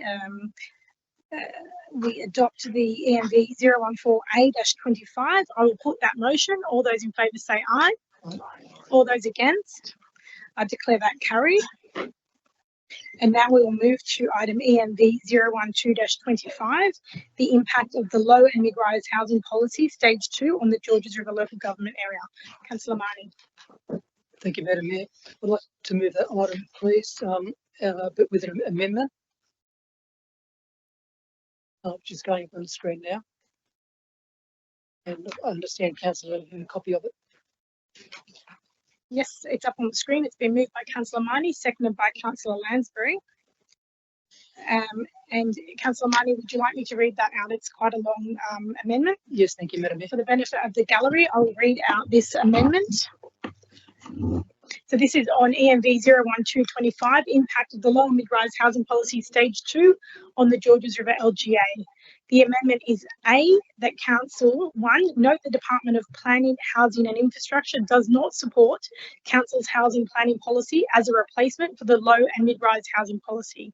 2, note that Council's housing planning proposal would have delivered immediate capacity for over 8,245 new dwellings across the Georges River local government area through targeted amendments to planning controls. This proposal formed just one component of Council's comprehensive and proactive response to the New South Wales Government's housing reforms, which also includes the implementation of the Mortdale Master Plan, which would have delivered 578 dwellings, and the Beverly Hills Master Plan, 734 dwellings, and the ongoing preparation of the Riverwood and Kogarah Town Centre Master Plans, which when combined may equal or exceed the capacity provided by the LMR. Point 3, that note that Council's proposal was informed by careful and evidence-based planning work undertaken by Council's expert strategic planners aimed at distributing new housing supply equitably across the LGA while safeguarding the character of local suburbs, heritage conservation areas and sensitive ecological zones. Point 4, express concern that Council's planning experts have raised concerns that the non-discretionary development standards mandated under the LMR policy may compromise the delivery of well-designed homes and result in development that does not reflect the character of our local suburbs. Point 5, express concern that Council's housing proposal would have delivered 2,169 more missing middle homes than the LMR policy, including housing types like dual occupancies, villas and townhouses, offering greater housing choice for growing families and downsizing residents.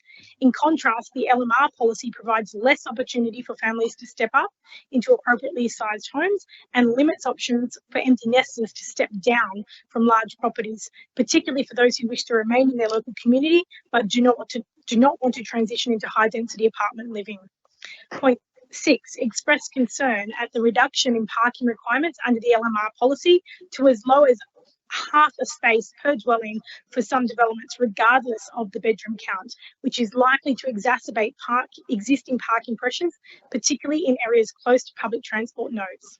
Point 7, express concern that the LMR policy poses significant challenges to achieving the state government's 40% urban tree canopy cover target by 2038 due to larger building footprints on smaller lots and increased driveway crossovers that reduce opportunities for tree planting. At point 8, express concern that the LMR policy is not supported by any funding or forward planning to deliver the critical infrastructure required to accommodate increased density, including upgrades to roads, traffic management, stormwater, drainage systems, active transport networks, open public spaces, and essential community infrastructure. Point 9, express concern that the biodiversity planning proposal offers significant benefits for the environment, the Georges River, and local fauna, and that the failure to progress it in a timely manner risks undermining critical environmental protections and initiatives. Part B is that Council writes to the Department of Planning, Housing and Infrastructure to 1, seek an alteration to the gateway determination to progress Part A, the biodiversity character and FSPA of the integrated planning proposal. And Part 2, that we write to the department to resubmit our additional and diverse housing planning proposal as a separate planning proposal for gateway determination. And Part 3, request reconsideration of its decision and support our housing planning proposal as a viable and appropriate replacement for the LMR policy. Part C is that Council acknowledged that Stage 2 of the LMR policy came into effect on 28 February 2025 and in response resolved to proceed with the Office recommendations to address its implications on existing strategic planning work as follows, and that is to endorse scenario 3 of the Mortdale Local Centre Master Plan implementation as outlined in the report, which proposes the following changes to the adopted Mortdale Local Centre Master Plan. That is A, the deletion of the proposed R3 medium density residential zone fronting Newman Street, Cross Street, Victoria Avenue and Cooks Lane, Mortdale, and B, the alignment of the floor space ratio and height of buildings to the LMR policy controls for land zoned R4 high density residential. Part 2, that we seek an exclusion from the LMR policy for those parts of the Beverly Hills Station LMR housing area affected by the probable maximum flood as identified in the overland flow floodplain risk management study and plan for the Hurstville, Mortdale and Peakhurst wards catchments 2023, and that the preparation of the Riverwood Local Centre and Cogra Strategic Centre master plans consider the potential application of the LMR policy to land zoned R2, R3 and R4 within those study areas, and finally acknowledge the implications of the LMR policy on the Hurstville, Penshurst and Oatley LMR housing area and actively monitor development applications lodged under the LMR policy development standards. So it is a long amendment, but I wanted to read that out for the benefit of the gallery. Councillor Lansbury, do you accepting the motion put forward with the amendment? Yes. Okay, Councillor Marnie, do you wish to speak to this motion? Yes, thank you, Madam Mayor. I believe the DPHI's consultation process could have been more comprehensive as it yielded only 7,633 responses from a fairly minuscule 0.088% of the state's population of 8,659,000. Hardly surprising given it was scheduled over school holidays when people were preoccupied with going away, family events and of course Christmas. Also, it was not widely advertised and it appears to have been an unrepresentative affair which will primarily benefit developers throughout much of New South Wales whose profit motive outweighs the welfare and amenity of communities and the environment.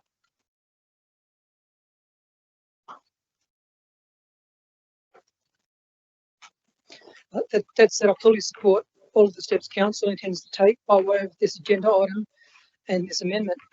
As a Peakhurst Ward Councillor, I'm particularly pleased that Council will be seeking an alteration to the gateway determination to progress Part A, biodiversity character and FSPA of the integrated planning proposal through to Gazette, which once approved will maintain lot sizes and create new unique character areas. This will reflect the extensive studies which our professional staff have undertaken with their valuable local knowledge and the exceptional consultation processes over recent years, which incorporated an impressive 6-month exhibition period over late 2022 and early 2023. Consequently, they took on board all of the concerns expressed by the public and councillors about impacts of increased and unwanted development on the flora and fauna, urban heat, tree canopy, the river, and other concerns which were accurately reflected in our planning proposal. On a personal note, in June 2022, I put forward a condolence motion in this chamber commemorating Dr. Sharon Cullis, who is Notley West resident, renowned environmentalist and secretary of the Georges River Environmental Alliance, who did the extensive research and groundwork for the community in our appeal to council to preserve the Foreshore Scenic Protection Area, which was established with much foresight back in 2012. Disclosure, Sharon was a close friend. Only aware to say before that, she implored me from a hospital bed to stop the land clearing. Although I knew that was an impossible task across Australia, New South Wales, or for most of the LGA, I took up Sharon's challenge after she died and did my best to grant her wish, which eventuated in staff compiling the brilliant biodiversity, character and SBA planning proposal, which was submitted last year.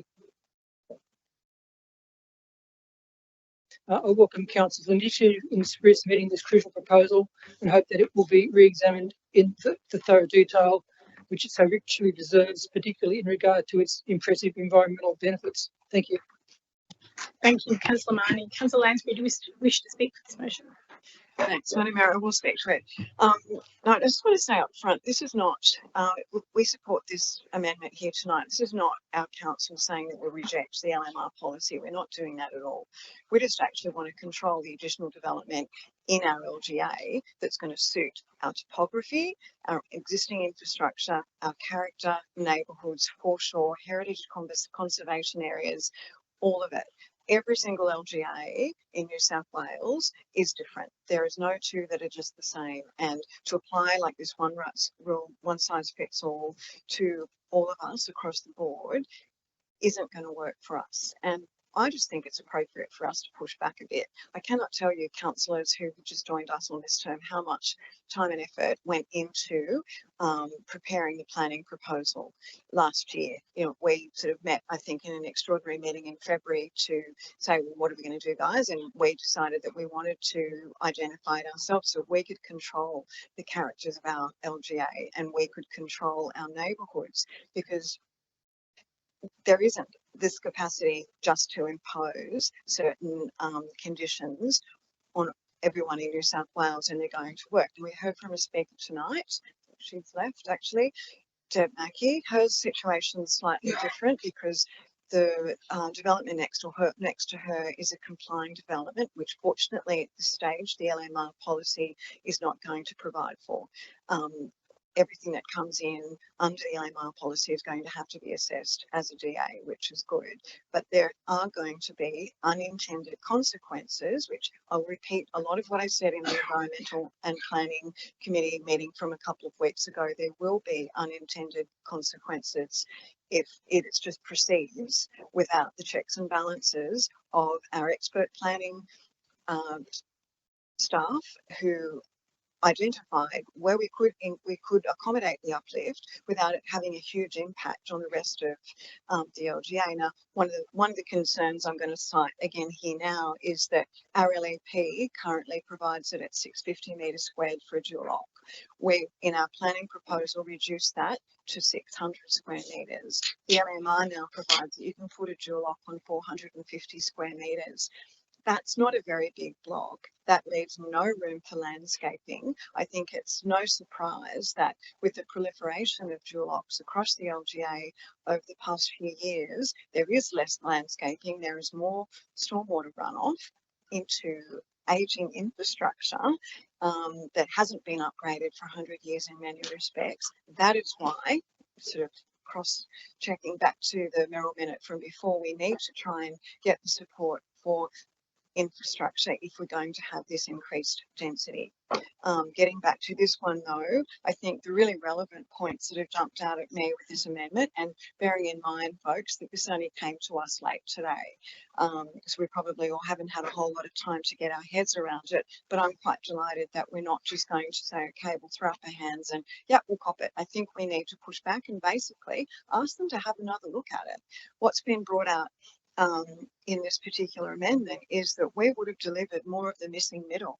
Well, doesn't that make more sense? How many times have we heard from people who want to downsize from their, 4-bedroom family homes into something locally, and they can't find anything because we just don't have those sorts of properties. I have some good friends that sold their house a few months ago, and it took them months before they could find somewhere to downsize, which wasn't really a downsize when you look at the cost involved, but they didn't want to have the upkeep of, they had a pool and landscaping and all the rest of it. They wanted something that they could move into that would be less maintenance for them. We don't have a whole lot of those sorts of properties in the area.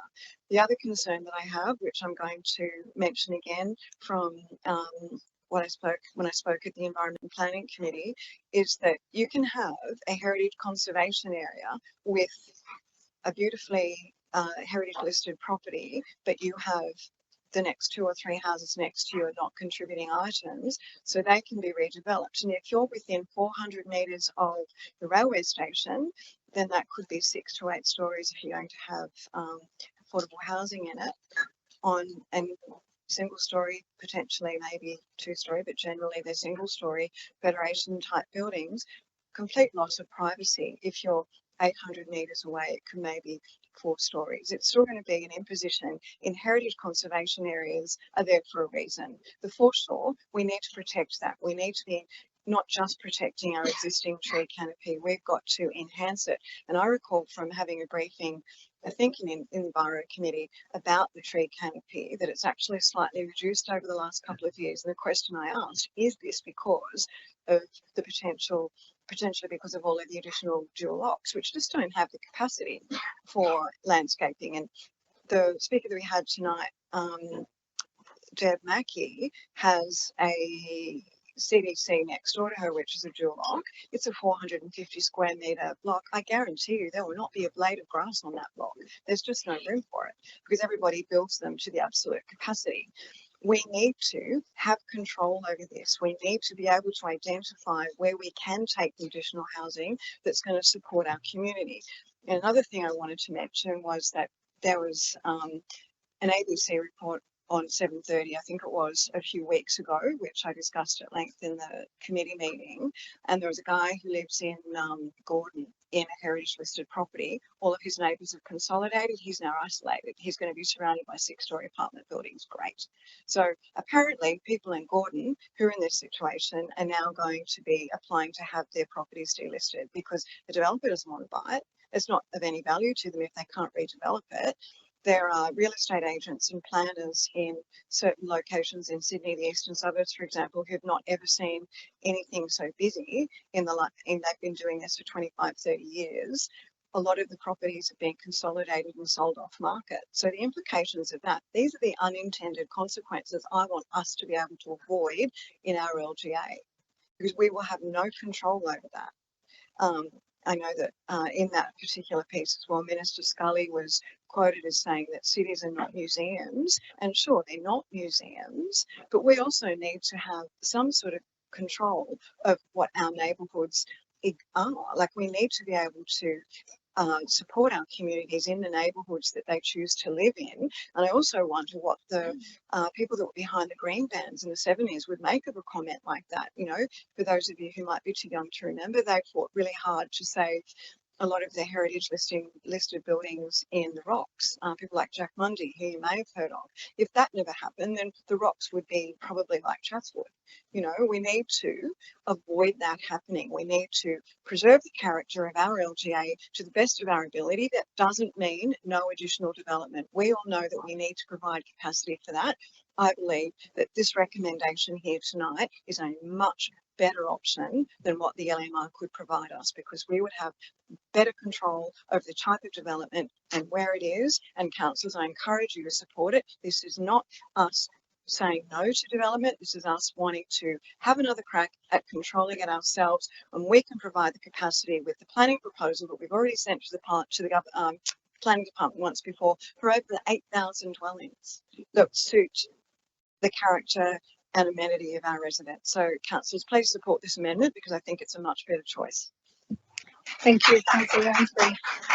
We've had 2 speakers for. Do any councillors wish to speak against this motion? Councillor Wang, wish to speak against? Yes, thank you, Madam Mayor. First, through you, I have a question to General Manager. What's the process here? Because the amendment we see on the screen is probably 90% different from what's on the paper. And can we just change that? And So the amendment was distributed to councillors this afternoon for review, so that you had time to review it in advance.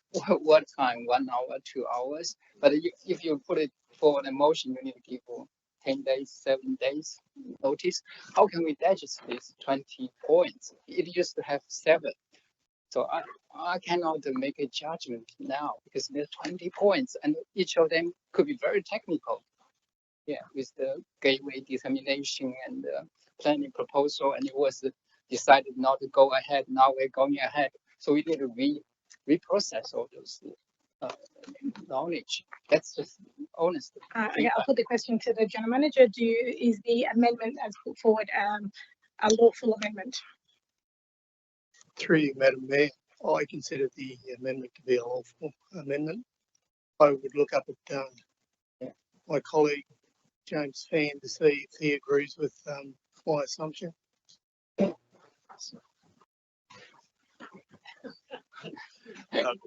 It's a lawful amendment for you, Madam. Draw that for you, Madam Mayor. It's a lawful amendment insofar as that it's business that council can clearly consider, given that it's on the same subject matter as the agenda item. The matter for the councillor who, Councillor Wang, who's raised that he cannot deal with the matter, that's a matter for him if he wishes to defer the matter, or otherwise if he thinks that more time is required to consider the effect of the amendment. Thank you, Mr. Fan. Okay. So yeah, so if this option to defer it, I'd rather defer it. So I guess, Councillor Wang, based on that advice, you have the option to put forward an amendment to request it to be deferred, which would then be voted on. That's your choice. Okay. So so I have amendment to I can put it forward just so we can all carefully consider it and debate it. You want to put an amendment that this item be deferred until the next. Next council meeting if possible. To what? To the next environmental planning, to the next council meeting? A committee meeting, I would say that's more appropriate, right? To environment committee meeting, because this is from the committee meeting.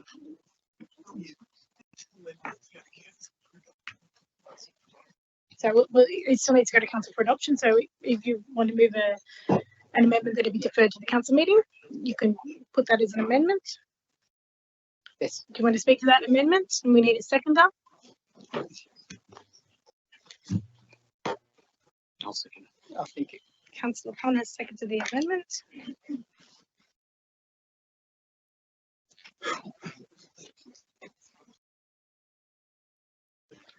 It's just too much process. Okay, does anybody wish to speak for the amendment? Yeah, I will actually. Councillor, you turn your microphone off, please. I actually support everything that Councillor Wang just said. I mean, with all due respect, to receive an amendment which is so lengthy and wordy, which it is, although it is on the topic, it is so much to process. To receive that 2 hours before, and for us to make a very transparent, open decision to vote on that here tonight, I just don't think that's ethically, probably not the right word. It is not in good faith for us to actually come forward and make a vote on it when we're not able to sit down and discuss it. Okay, and really get our heads around that at the last minute. Okay, Councillor Anzalotti has spoken for the amendment. Anybody wish to speak against the amendment?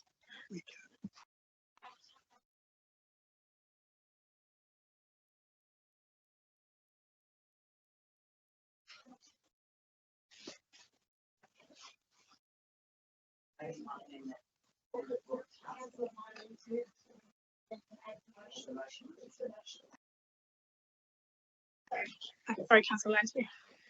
Thanks, Madam Mayor. Look, can I just draw everyone's attention? Yes, it is a very lengthy amendment, but if anybody has actually been following this particular issue, the Environment and Planning Committee has been working on this for quite some time. And at the last meeting 2 weeks ago, we had the motion that appeared originally in the business paper, this is essentially, in an absolute very diluted way, look at Part B, II and III, and resubmit the planning proposal, an integrated planning proposal as a separate planning proposal for gateway determination, and request reconsideration of its decision.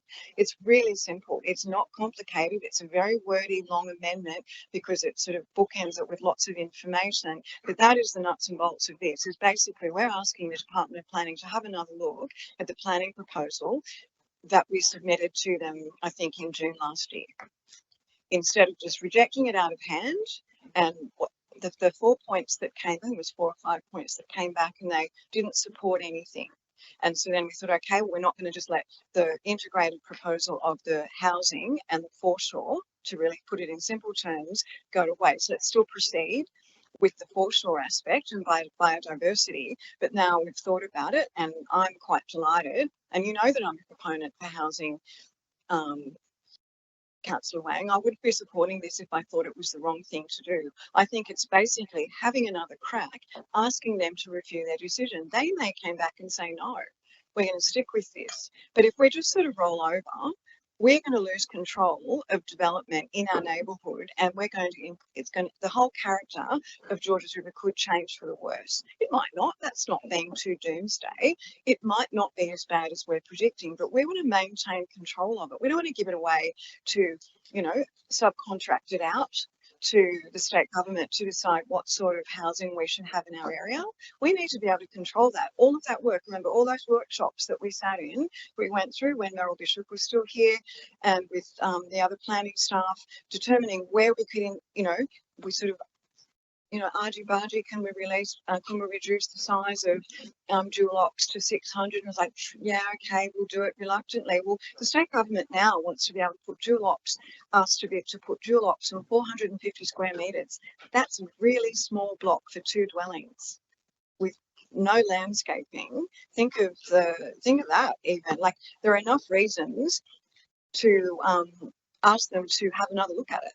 If for those of us who've been here for this process for the last 18 months, there's definitely enough reasons for them to have another look at it. I understand you might be concerned, but really, literally, it boils down to, please just have another look at this. Don't dismiss it out of hand. Thank you, Councillor Andrew. Councillor Marnie, you speaking against this amendment for deferral? Yeah, against the amendment. Thank you, Madam Mayor. Look, the state government pulled this out of the bottom drawer back in February and destroyed it. Every council from Newcastle down to Shoalhaven without much thought at all, as I mentioned before in my speech for the amended motion. My concern is we need to act fairly quickly because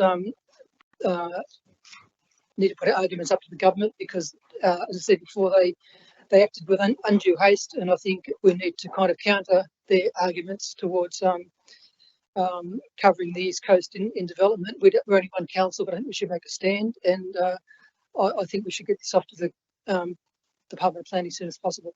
Thank you. Thank you, Councillor Marnie. We've had 2 speakers for the amendment of deferral, and we've had 2 speakers against the amendment for deferral. It's been moved by Councillor Wang and seconded by Councillor Pun. That's the amendment that this item be deferred to the for consideration of the next council meeting. I'm going to put that amendment. If we could please go around the room to take the vote. Madam Mayor. I'm against the amendment. Councillor Allison. Against. Councillor Anzalotti. For. Councillor Arthur. Matt. Sorry. For. Councillor Dmowski. Against. Councillor Gow. For. Councillor Jamieson. Against. Councillor Lansbury. Against. Councillor Liu. Against. Councillor Marnie. Against. Councillor Mort. Against. Councillor Pun. For. Councillor Stratokopoulos. Against. Councillor Wang. For. 9 votes against, 5 votes for. I declare the amendment lost, and we will revert back to the original motion moved by Councillor Marnie and seconded by Councillor Lansbury. I would have some comments I would like to make on that motion. First of all, I fully support the amendment to the motion that's been put forward, as I believe Fundamentally, we owe it to our community to fight for the best possible outcomes when it comes to planning for the future of Georges River. Council's housing planning proposal was not thrown together overnight. It was the result of thoughtful, evidence-based work undertaken by our expert planners.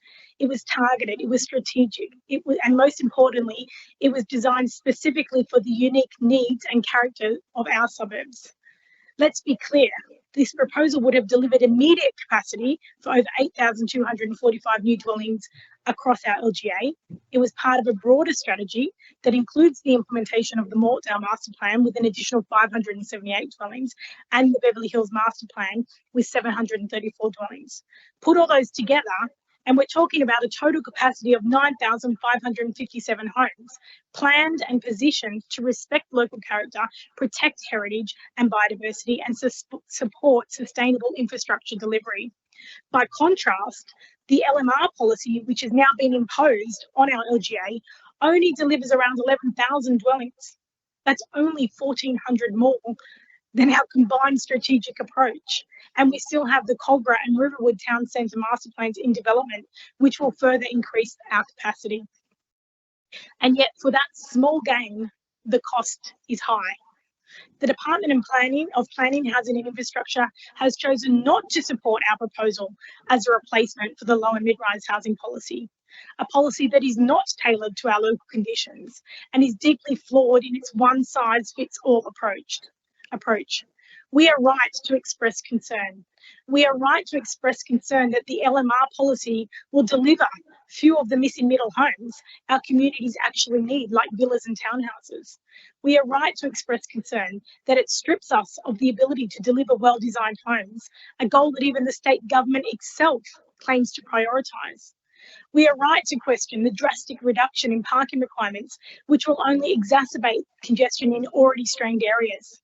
And we are right to be alarmed that this policy threatens our urban tree canopy targets and is not backed by any funding to deliver the infrastructure needed to support the increased density it mandates.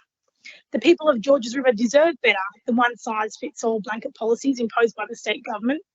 They deserve thoughtful, place-based planning, and that's where our proposal delivered. It offered real choice for families wanting to grow and real options for older residents looking to stay in the community they love. By supporting this motion, this amended motion, we are sending a clear message to the department. Reconsider your position. Look again at our additional and diverse housing planning proposal. See it for what it is, a viable and appropriate alternative to the LMR policy, one that is grounded in strategic thinking and local knowledge. We have a plan, it's balanced, it's considered, and it delivers nearly the same housing capacity while respecting everything that makes Georges River such a unique and livable place. We are also taking practical steps, adjusting our master plans, monitoring applications, seeking exclusions where appropriate, because while we are disappointed, we are not disempowered. We will continue to advocate, to adapt and to stand up for good planning outcomes. This is about more than housing numbers. It's about the livability, sustainability and future character of our neighbourhoods. Our community deserves better. We owe it to our residents to stand firm. We owe it to them to fight for policies that make sense for Georges River. And that's exactly what this amended motion does.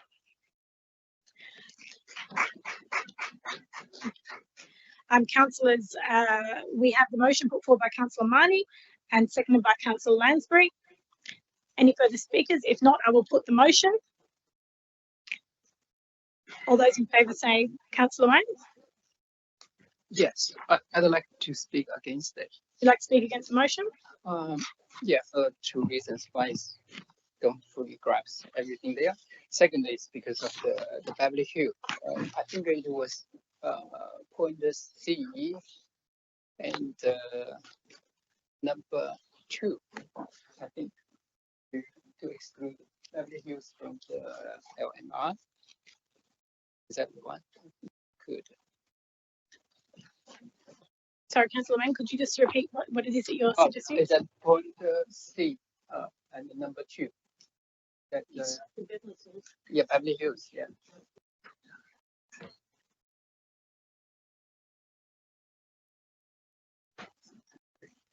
I think you've lost the formatting. Yeah. I think Councillor Lane's referring to one of the points which refers to the inclusion of Beverly Hills Master Plan. That's part C, item 2. Yeah, That that is that council acknowledged stage 2 of the LMR policy came into effect on 28th February 2025, and in response resolved to proceed with the officer recommendations to address its implications on existing strategic planning work as follows. And point 2 is to seek an exclusion from the LMR policy for those parts of Beverly Hills Station LMR housing area affected by the probable maximum flood as identified in the Overland Flow Floodplain Risk Management Study and Plan for Hurstville, Mortdale and Picos Wards Catchment 2023.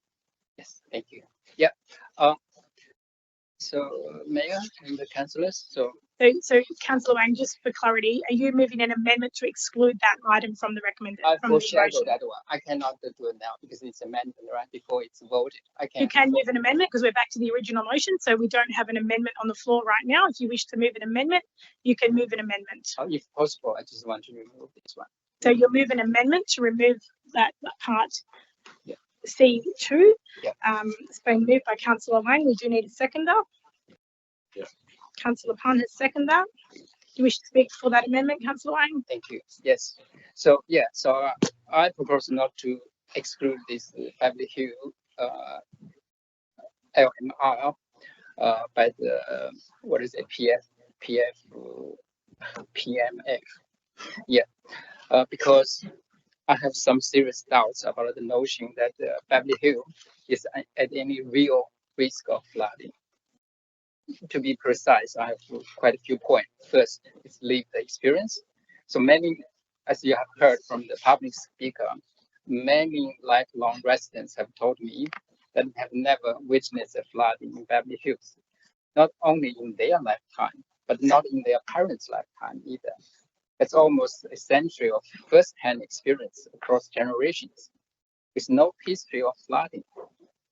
So, second, if we search the news, the only link between Beverly Hills and flooding that services was in early 2024. A severe thunderstorm caused the flash flooding on the M5 motorway near Palmdale, leading to traffic congestion extended to King George Road in Beverly Hills. So this is a traffic incident on the highway, not a resident flood. This is just an example underscores a consistent pattern. Whenever serious flood events occur across our region, Beverly Hills remain unaffected.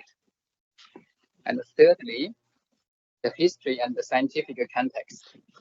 The flood study model uses this once in a 100-year flood event and even stricter PMR scenario. Fortunately, Beverly Hills has almost 200 years of history, and our George River keeper keeps a full history record of flood along George River, which is considered one of New South Wales' most flood-prone rivers.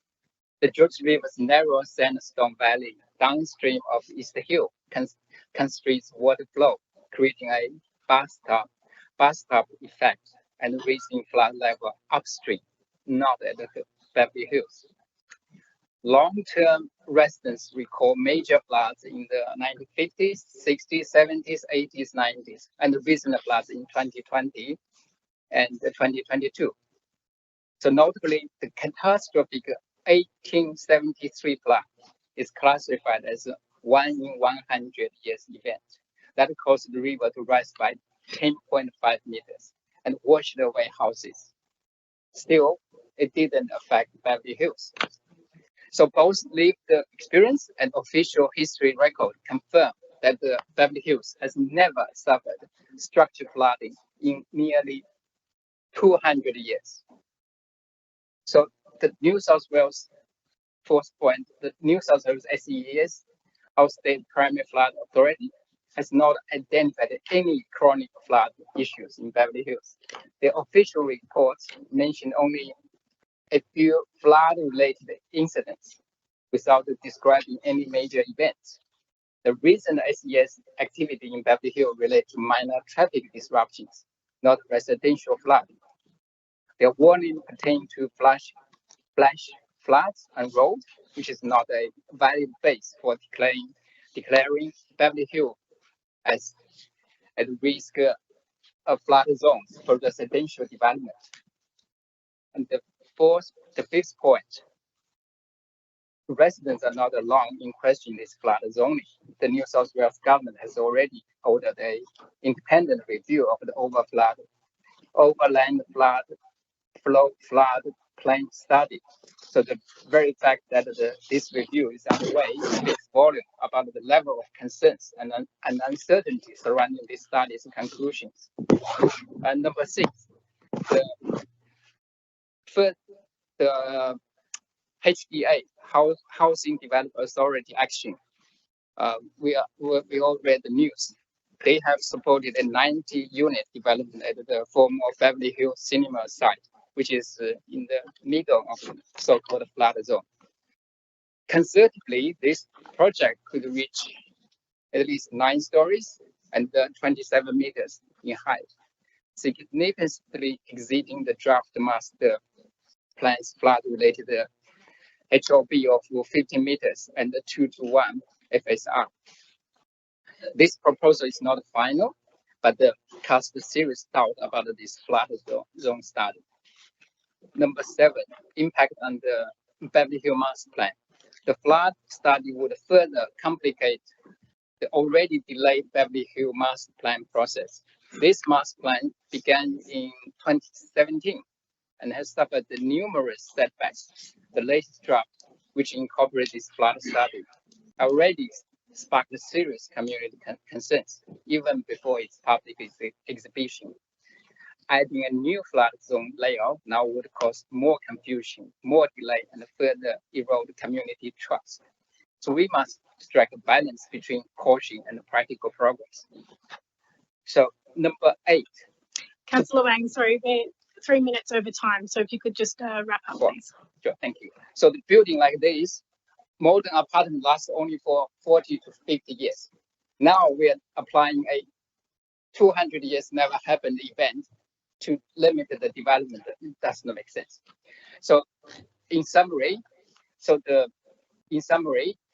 it makes no sense to stop Beverly Hills revitalization or restrict house development based on theoretical risk that has never materialized. I fully support evidence-based planning. If the state independent review ultimately find compelling evidence of real flood risk, we can and should act accordingly. But at this point, there's absolutely no credible evidence of flood in the LMR area. So I respect not the council not prematurely exclude Beverly Hills from the LMR zoning and let the independent review take its course. Thank you. Councillor Jamieson. I just had some questions. Some of the stuff's the first time I've heard of it, but I think every person here would want to be able to build on that and not to have a flood zone or to have a gas area. But what if we did get expert advice on it? It's not something that we decided on our own, is it? Or could somebody just sort of explain? I might put a direct question to the director to explain why that part 2 of the recommendation was included as a recommendation from staff, and if it's based on findings of technical studies. Thank you, Madam Mayor, councillors. I'll do my best in explaining what is a very long running issue in the Beverly Hills area. The low to medium rise reforms, they exclude some lands identified as flooding, and that land is identified as land contained in the biodiversity and conservation set. What it doesn't do, the LMR allows properties that we have identified in floodplain study adopted by council in 2023. That's the evidence base that we have to underpin the recommendation in the report.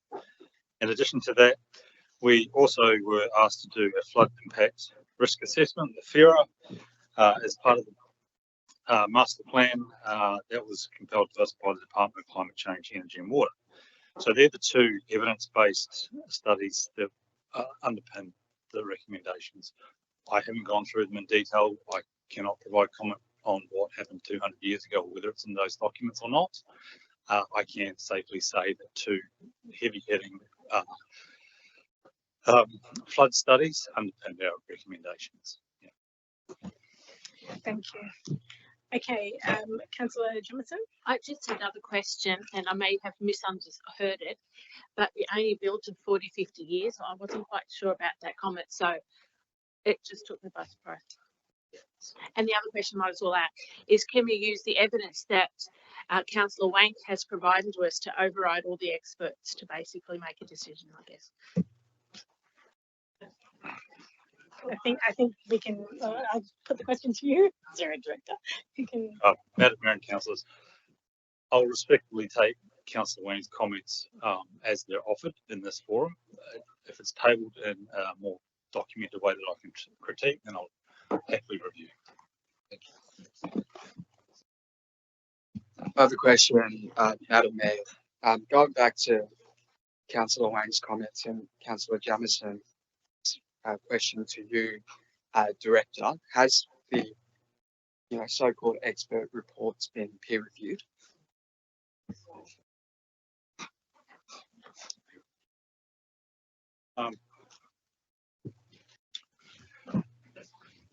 Madam Mayor and councillors, I can't recall the specifics of whether they've been peer reviewed. I don't believe they have. They were formulated by professionals in the field as commissioned or required by the Department of Climate Change. I'm not completely across the flood study work that was done in terms of if there was a peer review process going. Ultimately, any document provided by a set of professionals is under their own code of ethics. It's available to us to do a peer review if needed. That may well come out of the master plan process. I may vaguely recall a commentary around that when we talked about putting the master plan back on, that a peer review could be an option.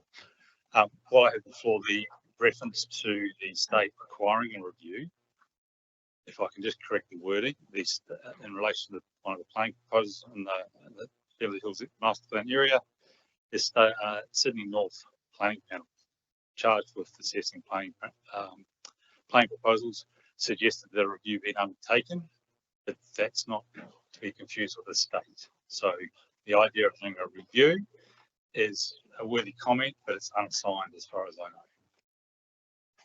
know. Okay, councillors, if there's no further speakers, I'm going to put the amendment put forward by Councillor Wang and seconded by Councillor Pan. That is to the amendment to remove item C2 from the motion. I'll put that motion now. If we could please go around C2. If we could please go around the room to take the votes. Ms. McKinley. Your vote, please, Madam Mayor. I'm against the amendment. Councillor Allison. Against. Councillor Anzalotti. For. Councillor Arthur. For. Councillor Demoski. Against. Councillor Gow. For. Councillor Jamieson. Against. Councillor Lansbury. Against. Councillor Liu. Against. Councillor Marnie. Against. Councillor Mort. Against. Councillor Pan. For. Councillor Stratokopoulos. Against. Councillor Wang. For. It's 9 votes against, 5 votes for. I declare the amendment lost. We revert back to the original motion moved by Councillor Marnie, seconded by Councillor Lansbury. We've had speakers for that motion. Councillor Marnie, do you wish a right of reply? Yes, please, Madam Mayor. Look, I must start off by saying that I consider Ben Wang a good friend and ally. But having said that, some of the data you presented referred to the George Riverkeeper having jurisdiction over that part of Beverly Hills.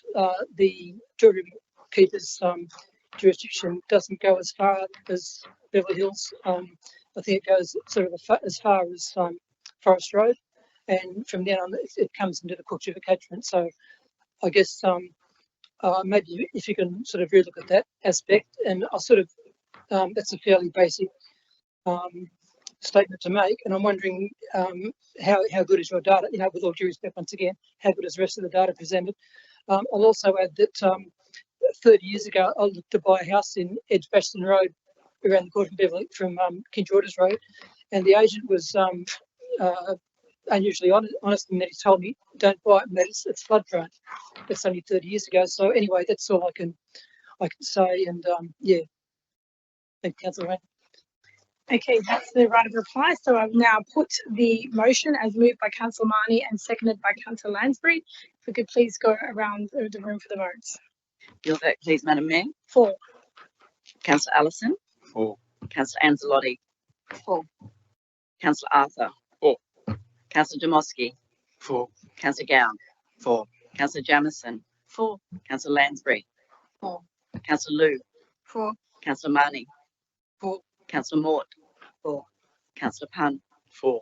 Councillor Stratokopoulos. For. Councillor Wang. Against. That's 13 votes for, 1 vote against. I declare the motion carried. We now move to CCL 029-25. That's the report of the Finance and Governance Committee meeting held on the 14th of April 2025. Councillor Jamieson. I move the recommendations of the committee. And if I could have a seconder, please. Councillor Marnie. So it's been moved by Councillor Jamieson, seconded by Councillor Marnie. Councillors, any questions or discussion? If not, I'll put the motion. All those in favour say aye. All those against, declare it carried. We move to Finance and Governance items, CCL 03025, application pursuant to Council Award Discretionary Fund Policy, April 2025. Councillor Jamieson. I move the recommendation of the staff. And if I could have a seconder, please. Councillor Marnie. Any questions or discussion? If Councillor Liu, you have a question? No. All those in favour say aye. All those against, I declare it carried. Next, we have CCL 03125, report of outstanding council resolutions, period up to and including 31st of March 2025. Councillor Jamieson. I move that the report is received and noted. And seconded by Councillor Liu, Deputy Mayor Liu. All those, any questions or discussion? I'll put the motion. All those in favour say aye. All those against, declare it carried. Next, CCL 03225, tabling of disclosure of interest returns of councillors and designated persons. Councillor Jamieson. I move that the council notes and receives the table of disclosures. Seconded by Councillor Marnie. Any discussion? I'll put the motion. All those in favour say aye. All those against, declare it carried. We move to CCL 033-25, Working Together for a Better Future, Community Strategic Plan, Delivery Program, Operational Plan and Resourcing Strategy. Councillor Jamieson. I move the recommendation of the staff. And seconded by Deputy Mayor Liu. Any discussion? If not, I'll put the motion. All those in favour say aye. All those against, declare it carried. We move to notices of motion. And the first is NM 025-25. That is advocating free parking for the general public at the Beverly Hills Community Car Park. And that is a report moved by Deputy Mayor Councillor Liu. And that has been seconded by Councillor Demoski. Thank you, Mr. Mayor. Thank you for those residents who just addressed the meeting. They came back. They're supposed to leave. They don't know how long we are going to wait. But finally, thank you, Mr. Mayor, for the opportunity for us to address this issue. From the public forum this morning, the first and second speakers to speak on this issue all raised about how important, why we bring this issue to council to be discussed.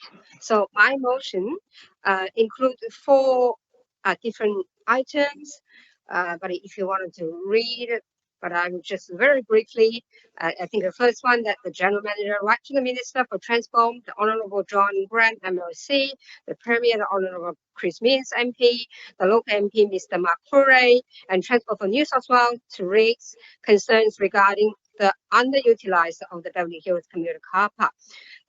This concern is supported by data collected over the 4-week period between 28 days from 12th of March to 8th of April. As outlined in the attachment document titled Beverly Hills Commuter Car Park Vacancy Data Collections. If I could, can I ask Council to table this document as attachment? If any chance Council General Manager write to any of the authorities from the state government, so hopefully that one will be the supported document to support our argument. And in particular, thank you for Joey and Sasha who speak on this one, and in particular Mr. Bob Jones and Mr. Tracy Yang who assisted me and support me for this data collection, which run for 28 days. It's not in the school holiday. We think it's a pretty representative for the very common status of these utilization of these car park. And then the second one would be that the council urged the state government to provide 3-hour free parking for the general public to support small business, encourage patronage, and increase the utilization of public facility. For this one, we've been, a couple of times and talked to a lot of business owners, include Sasha and Paula and Joey who speak on it, and a lot of business owners. They don't have. They need to make the living, especially from the restaurant. They need to do the business. They can't turn up, but I'm pretty sure they're turn up good representing their local community and the residents as well. So thank you in particular all of the people who take their time to be here today. And then that the council urged the New South Wales government to provide. We are just advocating for 3-hour free parking for the general public to support the business. We already said that. And then that council keep the local community informed of any feedback received from the government. And then the last one, the council, hopefully council continue advocating for this issue on behalf of the local community until the goal is achieved. I think we're pretty prepared for this one. Thank you for your turn up. And I'm here not just representing ourselves. I think I heard the other councillors doing something before this. I think that's all becoming, the motion for tonight. Hopefully the other councillors could support this motion. Thank you. Thank you, Deputy Mayor Liu. Councillor Dymowski, do you wish to speak for the motion? Was the second up? No. Anybody wishing to speak against this motion? No, I do have my. Just put your microphone. Sorry. I do have an amendment. Sorry, Deputy Mayor Liu, if you could turn your microphone off. Oh, please. sorry. My apologies. I have do have an amendment. Sorry, that I have. Yeah. So I'm just wondering. I don't know what the process is. So you move the amendment, and if you could read it out, so that the other councillors who aren't aware of your amendment can. Okay, so we're up to that now. You're moving the amendment. So we've had Deputy Mayor Liu moved her motion, seconded by Councillor Dymowski. If you wish to move an amendment, you can do so now. Which is up on the screen. We need a seconder for that amendment. Councillor Arthur has amended it. The seconder, sorry. And if you could read it out so that I won't read out the whole thing because everyone has the original motion. Is it just an addition? There are just 2 changes in substance to remove the member for Oatley in the first subsection 1, and then to add a new one right to the member for Oatley. To inquire whether appropriate consultation with nearby businesses was conducted when designing the car park and fee structure. And sorry, on your indulgence, if I could add the following: when he during the time of the former Liberal government. At the end of that sentence, I think that makes sense. So there's two amendments each, which is to remove Mr. McRae from part 1 Yeah, so I'm and removing add in amendment part Oakley, 4. yeah, and adding part 5. 5, sorry. Okay, I need to ask the original mover and second Deputy Mayor Lou if she accepts that amendment.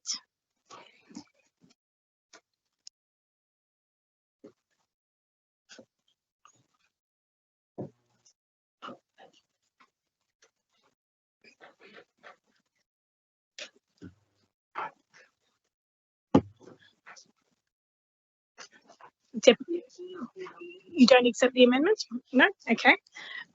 We have the amendment moved by Councillor Pun and seconded by Councillor Arthur. Do you wish to speak for the amendment? Yeah, absolutely. Please. Look, I understand that we all have been very aware of the car park at Beverly Hills. I read with great interest the member for Oakley's interest in the project. I understand that he championed it sometime in 2022. I'm reading an article from the Leader. After many years of campaigning, I'm thrilled to finally see the project completed. The car park was announced by the former Premier Gladys Berejiklian with construction starting in 2022. My understanding is that this is a project that was designed to its completion under the former Berejiklian government with the member of Oakley's support. At the time it was done, consultation should have been conducted with businesses. I think we're all, for greater parking in Beverly Hills, but the way it was constructed and with the contractor in place who operates the commuter car park, parking is not available for those businesses that need short-term parking for those people that either are going to their karate class, they need to go there to drop off the kids to the gym. We need that short term. You had that when it was at Edgbaston Road. I used it for years. And under the current system, as Councillor Lou has demonstrated, the patronage isn't there.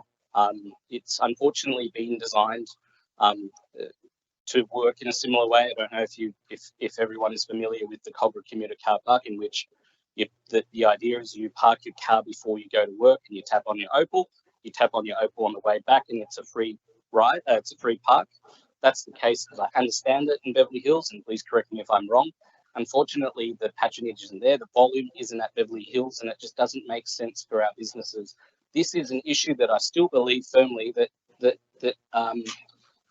Mr. Cure should have picked up during his design. He seems to be quite in front of it when the project was under construction and being designed.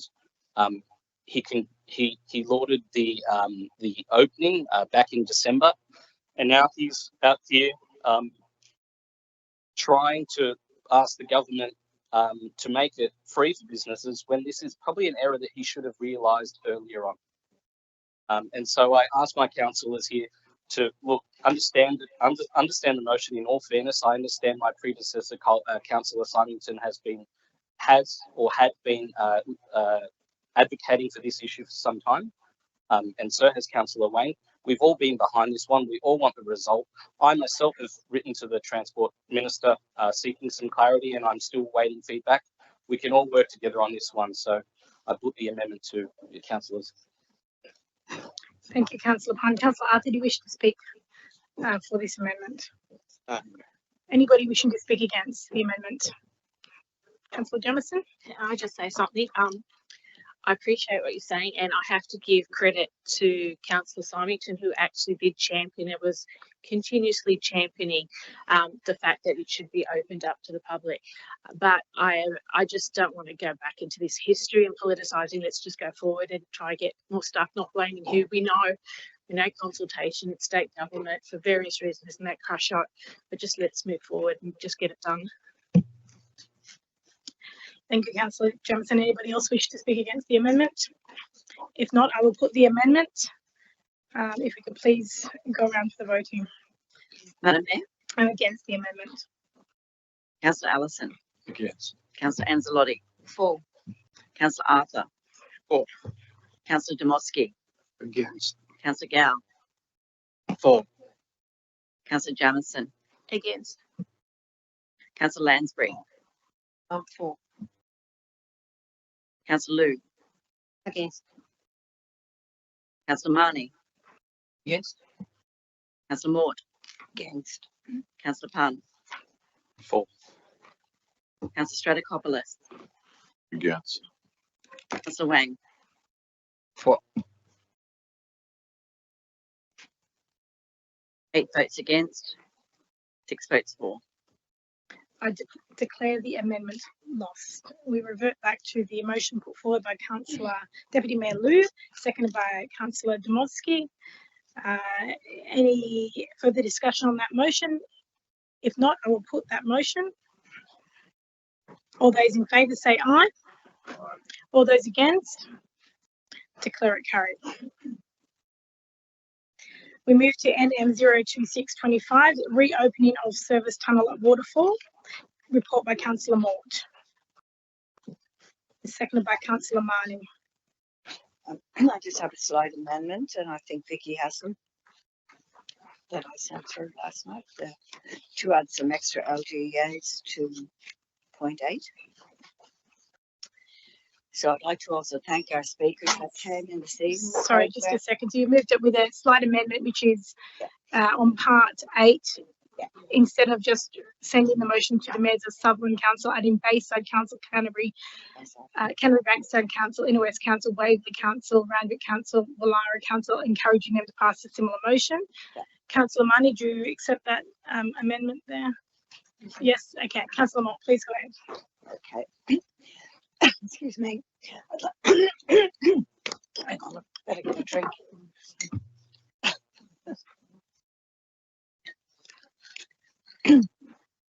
Sorry. I'd like to thank Craig Vernon for coming in this evening for speaking, and also Deborah Davidson and Deborah France for speaking online for us tonight. All, excuse me, all very, very passionate sports people, cyclists and triathletes. But my motion this evening is that Council writes to the New South Wales Minister for Roads and Regional Transport, the Honourable Jenny Atkinson, MP, and the Federal Minister for Infrastructure, Transport, Regional Development and Local Government, the Honourable Catherine King, advocating for the reopening of the service tunnel under the F6 at Waterfall to provide a safer route for cyclists. And 2, notes that many residents from Georges River local government area utilise the popular cycling route from Oatley to Como Bridge, continuing south towards Waterfall and beyond. 3, highlights that the current design of the cycling route forces cyclists to dangerously cross 2 lanes of the Princess Motorway M1, F6 Southern Expressway at Waterfall, where traffic accelerates from 80 kilometres an hour to 110 kilometres an hour, creating a notorious black spot for cyclists. And 4, recognises that the tragic death of cyclist Gail Allen on the 14th January 25, who was killed while attempting to cross these lanes to reach the Princess Highway exit on the right-hand side. Acknowledges that the service tunnel, existing service roads acknowledges that the service tunnel and existing service roads provide a viable alternative that would allow cyclists to safely connect to the old Princess Highway, avoiding the high-speed traffic hazards. Request that the Minister provide funding for the works required to reopen this infrastructure, including the removal of concrete and earth barricades, a cleanup of the disused tunnel, and the reopening access from southbound lane. Highlights that the initiative will improve active transport routes and connections, aligning with the broader government strategies to promote cycling infrastructure and road safety. And forward a copy of this motion to the mayors of Sutherland Shire Council, Canterbury Bankstown Council, Bayside Council, Inner West Council, Waverley Council, Randwick Council and Wallara councils. These are all users of this cycling route that is always southbound. And I'll just read. So this motion is calling on council to advocate for the reopening of the service tunnel under the F6 at Waterfall. This motion is actually deeply personal to me. Earlier this year, a dear friend of mine, Gail Allen, a kind, experienced and well-loved member of our local community, was tragically killed while on the morning of January 14. Gail was struck while trying to cross two high-speed lanes of traffic on the Princess Motorway at Waterfall, attempting to reach the old Princess Highway on the other side. This is a manoeuvre that many cyclists have no choice but to make if they want to continue their ride on a quieter, safer road heading south. Current route design at this point is quite frankly unforgiving. With vehicles increasing speed from 80 kilometres to 110, this section has become notorious black spot for cyclists, one that has already claimed a life. Gail's death was not tragic, but it was preventable. There is, however, a solution, one that already exists. Behind the northbound heavy vehicle inspection bay, just before the end of the F6 at Waterfall, there's a disused service tunnel and road connection to the old Princess Highway. The infrastructure is still there. All that is required is the removal of some concrete and earth barricades and a cleanup of the tunnel and reopening of this access from the southbound lane. This simple action could save lives. Residents from Georges River area regularly travel the popular cycling route that begins at Oakley, crossing Como Bridge and heading south through the Royal National Park. It's one of the greatest cycling experiences in Sydney, but one that becomes treacherous at Waterfall. Opening the service tunnel would not only provide a safer alternative for cyclists, it would strengthen our region's active transport network, enhance connectivity, and align with the broader state and federal commitments to support sustainable and safe transport options. Through this motion, I ask that we write to the New South Wales Minister for Roads and Transport, the Honourable Jenny Atkinson, and Federal Minister for Infrastructure, the Honourable Catherine King, MP, urging them to prioritise this matter to fund the necessary works to reopen this critical piece of infrastructure. I also propose that we forward this motion to the mayors of Sutherland Shire Council, Bayside Council, Canterbury Bankstown Council, Waverley Council, Randwick Council, Woollahra Council, and the Inner West Council, encouraging them to consider passing a similar motion. This is a cross-border issue that affects not only Georges River residents, but the broader Sydney cycling community and beyond. We cannot undo what happened to Gail, but we can honour her memory by doing everything we can to make sure it doesn't happen to someone else. And I can hope you all support my motion. Thank you. Thank you, Councillor Maud. Councillor Marnie, do you wish to speak to this item? Councillor Maud, if you could turn your microphone off, please. Thank you. Thanks, Madam Mayor. Just like to thank Councillor Mort for this great initiative, and I like the timing of it, given that it'll be National Road Safety Week in 2 weeks' time. So thank you. Thank you. Councillors, anyone wishing to speak against? If not, I'll put the motion. All those in favour say aye. All those against, I declare it carried. We move to NM 02425, parking issues in Culver and Carlton, deferred from the March Council meeting, which was item NM 02425, with part 4 added to the motion. Councillor Gow. Thank you. I know this motion was deferred from the last March meeting, so I move that the council notes the severe lack of parking in Culver and Carlton, which continues to impact residents and businesses, and to recognise the widespread illegal parking issues, particularly on Bembridge Street and Bounds Road, where double parallel parking is prevalent due to the raised level of the designated parking spots. Develops and implements a plan to immediately increase range patrols in these areas of high risk to enforce parking regulations and improve safety. and in the first instance, place only a warning letter to the vehicle's windscreen to deter further offending and give people that chance to rectify their actions. And speaking for this motion, it is not only, I believe, it is not only an issue Councillor of Gow, sorry, just before you speak for the motion, let me get a seconder for your motion. Councillor Pun is going to second that. Councillor Lansbury, did you have a question? Sorry. I do have a question for Councillor Gow. You say Bembridge Street and Browns Road. Do you mean Bowens Road? Because it appears on the paper as Browns Road. Well, it should be Browns. Okay, so we should have that corrected if we could. Yeah, look. Okay, so it's actually Bowens Road. Okay. Councillor Stratikopoulos. Thank you, Madam Mayor. We'll come back to you, Councillor Gow. I'd just like to put an amendment forward for this particular motion for council's consideration. I'm not sure if the amendment's up. Is it? Great. The amendment is as follows: that council 1 notes the lack of parking in Cogra and Carlton, which impacts residents and businesses.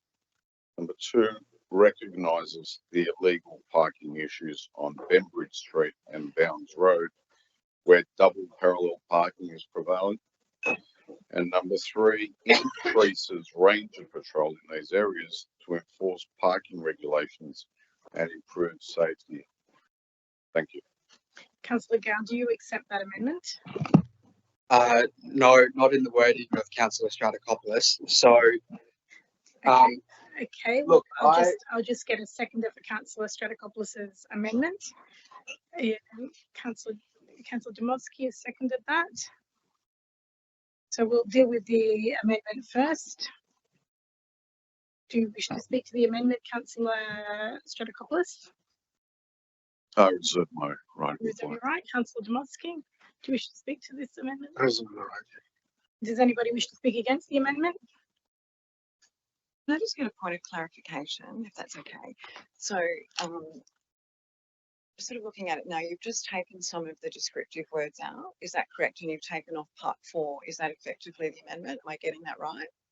So it's still the intent of parts 1, 2, and 3, but you've just taken out some of the adjectives. Is that right? And part 4.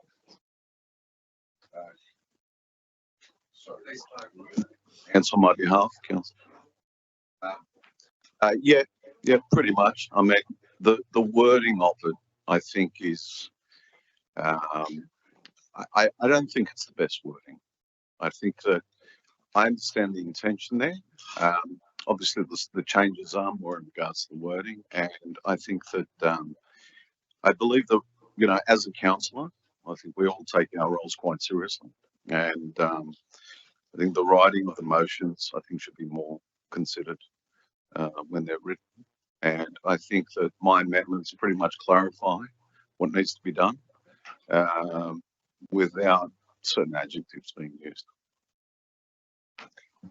So I assume, Councillor Stratikopoulos, that you have an issue with, you clearly have an issue with part 4 of my motion, whereas in the first instance, place warning letters on the vehicle windscreen to deter further offending and give people a chance to rectify their actions. I believe in education and awareness, not penalisation at the first instance. Are you speaking against the amendment now? I'm speaking for my motion and against Councillor Stratikopoulos's amendment. I've seen this, we've all seen this done before. Look, and I'll just bring council back 12 months. Councillor Amber Haberhart at the April 2024 council meeting successfully moved a motion to direct council officers to prioritise the issuing of written paper tickets where it is safe to do so. And in that motion, Councillor Stratikopoulos, you voted for it. In that motion, ma'am, you voted for that motion. Councillor Lansbury also supported that motion. So I urge you not to play these political games, not to seek some kind of double standard.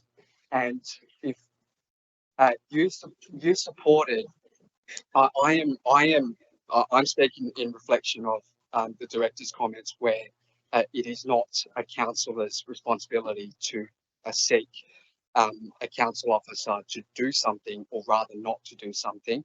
I'm only using an example from 12 months ago, which most of the councillors here who were on the council last year supported.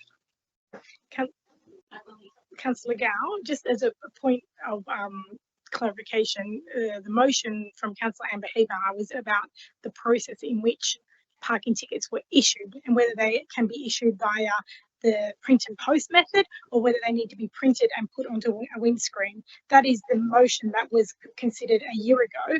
The motion you're putting forward, as I understand it, is that you don't want to issue a fine where it is should be issued because someone has parked illegally. You are instead proposing that they just get a written warning instead of being issued a fine. So it's not about the process of which a fine has been issued. You're saying don't issue a fine that should be issued, which I understand from the director's comments. A councillor requesting we take that action is against council's enforcement policy. That was the commentary that was included in the director's report. So I just want to make clear the distinction between the process of which a fine is issued for any parking illegally versus parking illegally and being requested not to issue a fine. I think they're two separate issues. So maybe in a point of clarification. Sorry, Councillor Marnie, if we could just let Councillor Gow finish, and I'll come back to you in a second. Sorry, Councillor Gow. So Councillor Marnie, why don't you speak first, and then we'll deal with your amendment and then come back to my motion. I'll chair the meeting. Thank you. We've had an amendment moved by Councillor Stratokopoulos. It's been seconded by Councillor Domovsky. Councillor Gow has now spoken against the amendment. Councillor Marnie, do you wish to speak on the item? Thanks, Madam Mayor. Look, I like the motion as it reads, and I always like the passion that Councillor Gow brings to council meetings because he obviously cares about his residents. What I do have a problem with, though, is being tarred with a brush and playing political games, because I don't do that. I don't think most of us here do that, and I do resent that. And I want to call a pot of water on that. And I think we deserve an apology because I'm sick of it.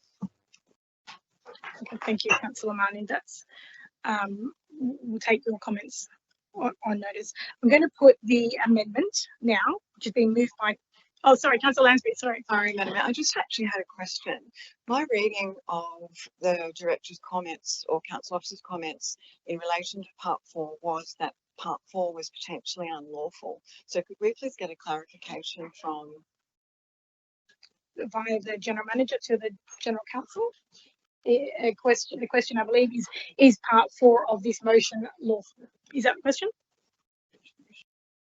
The original motion that was put forward by Councillor Gow, part 4, which is that in the first instance place only warning letters on the vehicle's windscreen to deter further offending and give people a chance to rectify their actions. For you, Madam Mayor, there is nothing available under the Fines Act which permits council to issue warnings on paper to motorists or people who park their cars incorrectly, to notify them that an offence has been detected, and so the only way to do so would be for council to potentially issue that warning after the fact in writing, which I guess it's a matter to be implemented. The second matter which potentially is unlawful is that, and it's been noted by the Director of Environment Planning, Mr. Hill, that it's potentially inappropriate for councillors to be directing council staff as to the exercise of discretion in the enforcement of laws and the day-to-day operation of those decisions. And finally, it is potentially against the public interest or against the public purpose for council to be stating categorically on the record that it will be giving a once-off or potentially a once-off free pass, if I can call it that, for the committing of an offence under certain road rules. It would undermine the compliance of particular road rules if people were to know that they would be essentially available to that one warning.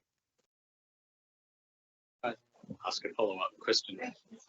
Thanks, James. Sorry, yes, Councillor Khan. Yeah, is there a way that we can then approach this solution by perhaps not asking them to change the discretion, but change the language so that it is in the spirit of supporting small businesses and the foot traffic and pedestrian traffic and car traffic, that the vehicle traffic that is needed, obviously, to support this area? I don't know much about it, but clearly I think you may not be able to mechanically say that you can't give the fine, but they may arrange, they may be asked to look on, the positive side of saying, look, I don't want to fine everyone here, but I do want to tell you that your behaviour is not lawful. And I think there's a small nuance there, and I'm asking council if we could investigate that in the spirit of Councillor Gow's motion. The Director, Mr Hill, is going to respond. Madam Mayor, Councillor, I'll jump in there. I want to point out a bit of clarity here. Officers have discretion. So if they come across an infringement and they know they're about to take action, if that person is very close to the car and they can resolve the situation very quickly, it's highly likely that the officer will apply the discretion there. It's not the formality that's been asked for in the notice of motion, but that's where an infringement is able to be resolved very quickly, move on, done. Mechanics of writing a letter and putting it on there is a different thing. That's where it's in breach of the policy. So I just want to point out that there is an element of discretion. We move it on, that's what they do. That's the education piece, that's as far as you can go. As to your question around any further options or mechanics, I'm open to doing as I did with Councillor Gow. If something comes in, we have a discussion about it, I'll provide my comments. It's a pretty easy process, but I'd need to see the next iteration of what you're trying to achieve before I provide comment against your policies. Okay. Thank you, Mr Hill. Okay, so we have the amendment moved by Councillor Stratikopoulos and seconded by Councillor Domolsky. Can I make a counter amendment to Councillor Stratikopoulos? No. Together, or basically in the same spirit? We're all trying to achieve the same thing. You can propose an amendment to Councillor Stratikopoulos, which he may accept or not accept, but we can't have two amendments on Before we get to a vote, I propose to Councillor Stratikopoulos to include my motion number 4, but to take out, if you can, Vicky, you have it on. Oh, right there. So to take out, in the first instance, place only a warning letter to state, allow council officers to exercise their discretion. Something to exercise their discretion in issuing a warning letter. I'm happy to be guided by yourself, Director, on this amendment. Yeah. Okay, Councillor Stratikopoulos, do you accept the proposed amendment? Sorry, just on that. Sorry, Am I Councillor able Gow, to just ask a quick question on that? sure. Out to the Director. Correct me if I'm wrong, but did you just say that when it comes to parking officers, that they are able to exercise discretion? Madam Mayor, Councillor, yes, in certain circumstances, maybe one before, discretion can be offered. So, in conclusion, it'd be fair to say that what Councillor Gow just suggested is pretty much standard policy anyway.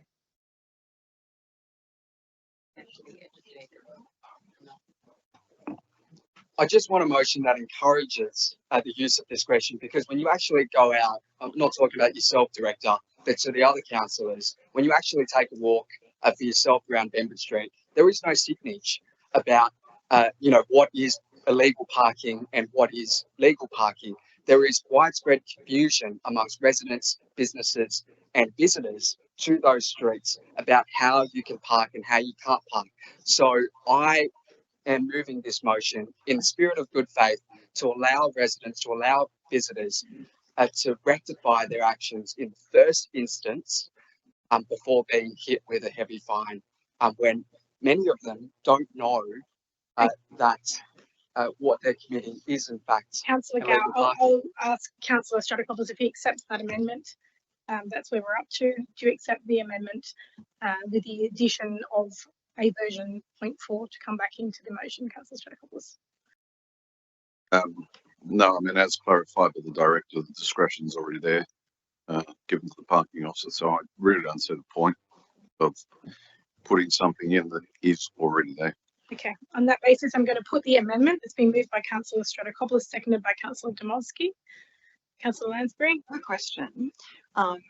Well, it's more of a suggestion, if that's possible, that whether Councillor Stratikopoulos might consider it, because it would sort of go towards addressing Councillor Gow's position. Rather than warning letters, why not a letterbox drop or something in that location? That might be more effective. The labour intensivity of issuing warning letters when in fact they're parked illegally, to me completely defeats the purpose, because where does that stop? Do you also issue warning letters to people who double park in no stopping zones outside school zones? You know what I mean? Like it sort of sets a precedent. If there are particular locations that are experiencing these sorts of problems, perhaps council could address it through something as simple as a letterbox drop in Bembridge Street or Bowens Road or wherever the problem is. I don't know, just a thought. I'm very happy to take that suggestion, and I would accept that actually in my motion. Probably take out. Councillor Gow, sorry, if you could just sit down. The motion on the floor is Councillor Stratikopoulos is at present because it's the amendment that you didn't accept. So it's the amendment moved by Councillor Stratikopoulos, seconded by Councillor Domowski. Councillor Lansbury, are you suggesting the addition of a part 4 that says that council does a targeted education campaign to the residents of Bembridge and Bowens Road to inform them of the fact that it's illegal to double parallel park in their street, and that the enforcement actions will soon be taking place? Is that what you're proposing? Councillor Stratikopoulos, are you happy to accept that as a... No, I'm not happy to accept. I mean, concept of the letterbox dropping, I mean, where does it begin? Where does it end? Okay. On that basis, we're going to put the amendment. Sorry, Councillor. Yeah, can I just, I think just in the spirit of council, in the spirit of community, honestly, we need to work with each other. There's obviously an issue with that stretch of road where people think it's acceptable to be able to break parking rules and regulations. And I don't think it's unreasonable to put out some sort of social media post from council reminding people what correct protocol is. Can I just say something? Yeah. Please. Councillor Moore, yes, go ahead. All right. I think road rules are there for everyone, and road rules are there to be obeyed. Everyone knows the rules. You get your license, you know what you're up for, you know where there's parking issues. Just abide by the law. Okay, well, I'm going to put the amendment. Okay, we've had enough speakers on this. The amendment moved by Councillor Stratikopoulos, seconded by Councillor Domowski. If you could please go around and take the vote on the amendment, which is the amendment on the screen, part 1, 2, and 3, as moved by Councillor Stratikopoulos. Madam Mayor? 4. Councillor Allison? 4. Councillor Anzalotti? Against. Councillor Arthur? Against. Councillor Domowski? 4. Councillor Gow? Against. Councillor Jamieson? 4. Councillor Lansbury? 4. Councillor Liu? 4. Councillor Marnie? 4. Councillor Mort? 4. Councillor Pan? Against. Councillor Stratokopoulos. Councillor Wang. Councillor Pan, please could you turn your microphone off? Sorry. Councillor Wang. Against. 9 votes for, 6 votes against. I declare the amendment carried. If you could just please let me chair the meeting. I declare the amendment carried and the amendment now becomes the motion. I will now put the motion. All those in favour of the motion say aye. All those against? I'd like to move another amendment. I've already put the motion, No, sorry. All those against? Okay, I declare it carried. We've had enough discussion on this. It's been moved and seconded and the motion's put. I move to NM 027-25, which is the Hurstville School Precinct Traffic Study. Report by Councillor Wang. Thank you, Madam Mayor. Can I have a second? Thank you very much. So tonight, we recognize a major. Did you say the second? Yes, please. Sorry, thanks. Yeah, so we recognize a major milestone for our community. The Hurstville School Precinct Traffic Study is a result of years of advocacy by parents, schools, council, traffic team, and transport for NSW. So I would like to thank the parents, especially Hurstville Public School Parents Group, who has spoken tonight, and the principals and the school staff, our staff officers and the traffic engineers, and also the WSP consultants and TFNSW for their collaboration. I would especially thank the council and the broad community, especially the ANI and the traffic team, for the key achievement already implemented where this report is in the making. These include reduced speed zoning, clear signage, and improved road marking, along with the new signalized intersection at the Forest Road and the Doran Street. This measure has already made a difference. So the study also highlights even further actions: better pedestrian fencing, extended walk faces at the signals, reorganized the drop-off areas, and more. And one of the most important ideas on the table is the pedestrian overpass on Forest Road, which Transport NSW is now exploring for feasibility.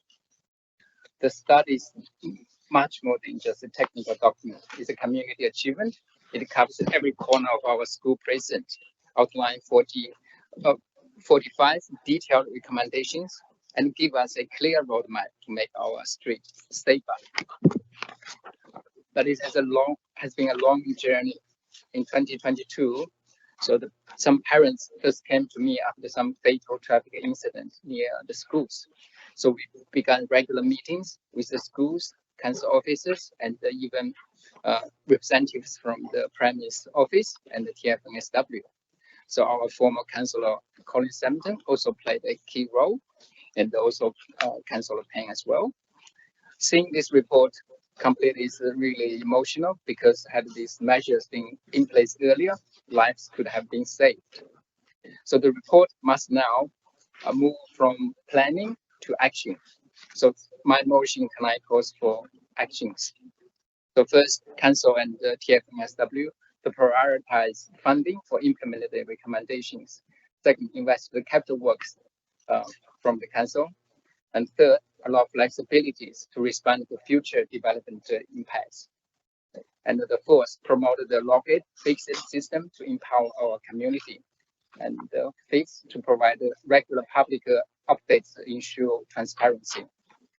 I've been very encouraged by the positive response received from the school community after the report was published. Parts of the document has already been translated into community language for awareness, and the new ideas and the feedback has been received. I'm also pleased to see the council's website has already been updated with this project. So let's make sure that every child who walks to school does so safely. Let's never lose sight of the council's Vision Zero target, zero road death by 2050, and the New South Wales government zero trauma aim. Thank you for your support in advance. Thank you, Councillor Wang. Councillor Pan, do you wish to speak for this motion?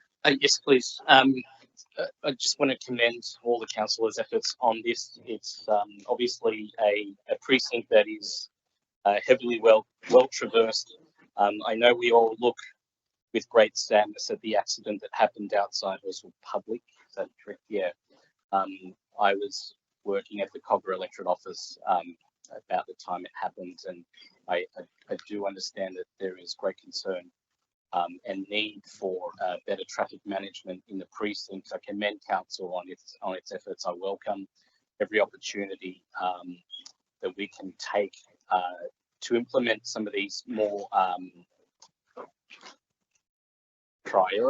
the measures that are standing in priority. So thank you for your support. I think it's great progress. I think a lot of the community, a lot of school principals will be quite interested in how this progresses. And as we come up to budget, I seek and foreshadow councillors the need for your support on some of these very important measures for what is a very, very busy precinct traffic-wise in the LGA. Thank you. Thank you, Councillor Pun. Any councillors wishing to speak against? If not, I'll put the motion. All those in favour say aye. All those against, I declare it carried.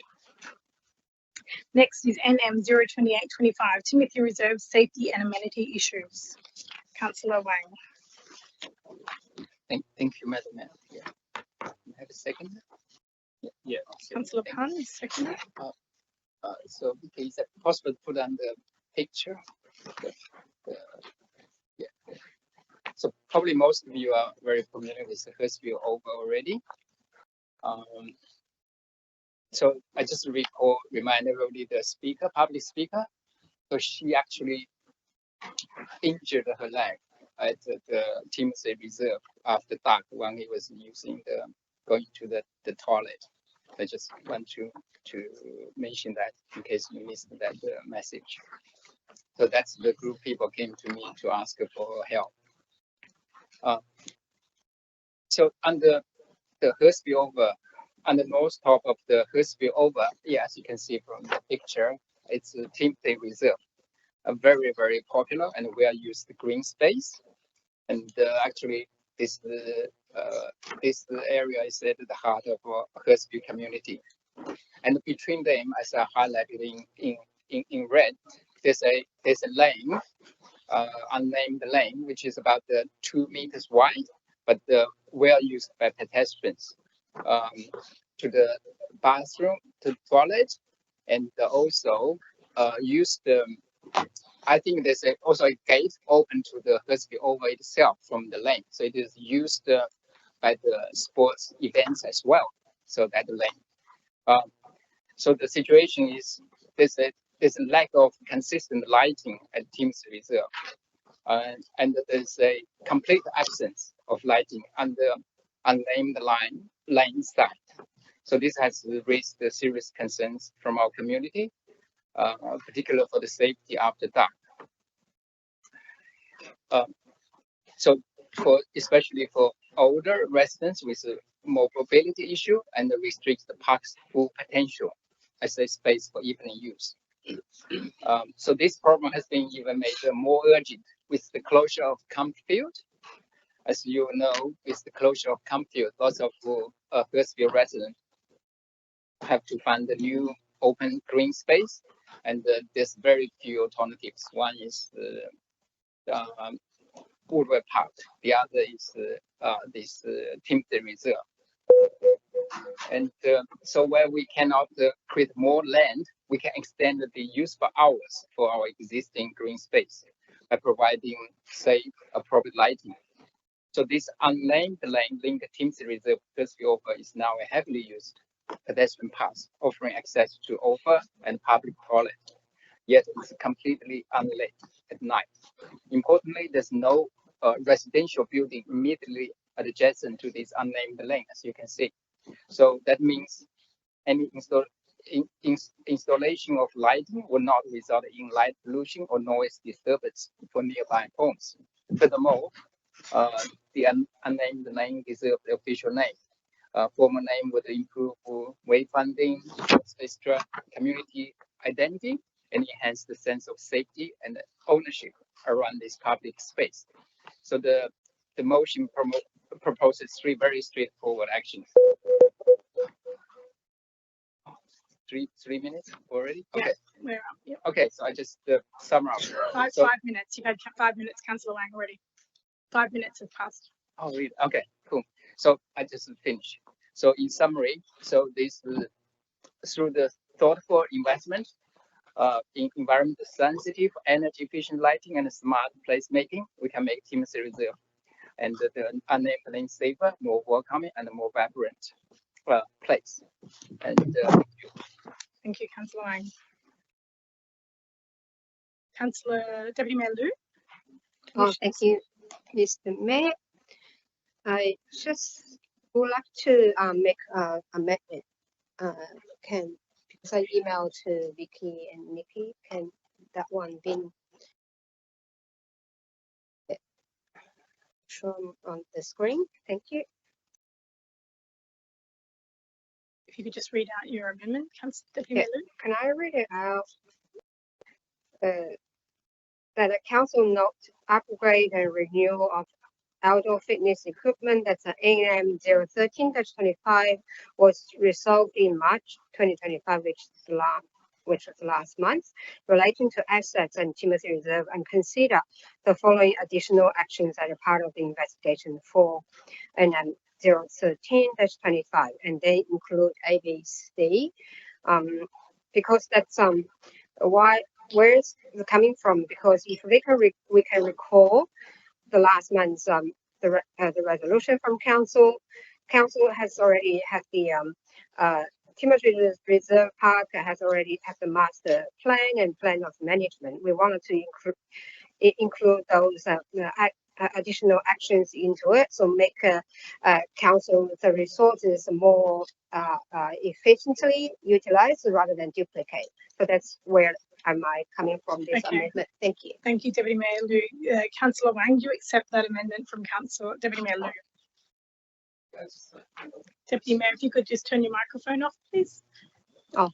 yeah, I just have a question through you, Madam Mayor, to the director. So does this previous motion include the additional lighting, or is just limited to the fitness equipment?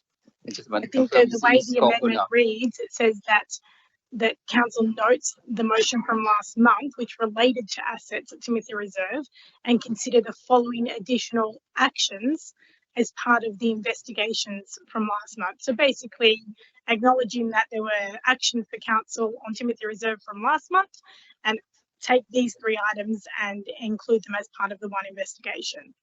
So I don't think it's changing the motion from last month. It's just saying it's acknowledging that there was a motion last month on Timothy Reserve and that council adds these items to that investigation. Okay, so is that can I just ask the director? Is that we can group together, or it's a separate? If it or the lighting or related to the questions? Yeah, for the director. Yeah. Through you, Madam Mayor, I think it makes sense to actually lump them together, as suggested by Councillor Liu in this circumstance. So I'd be pretty comfortable with what has been proposed. I'm good with that. Yeah, thank you. So Councillor Wang, you accept the amendment from Deputy Mayor Yes. Liu, and Councillor Pan is the seconder. Do you accept that amendment? Yeah. Yep. Okay.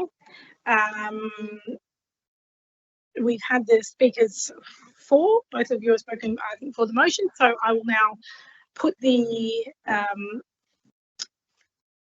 motion, which includes, so the motion says in Councillor Wang's name with Councillor Pan, and it includes the additional notation from Councillor Deputy Mayor Liu. I will put that motion. All those in favour say aye.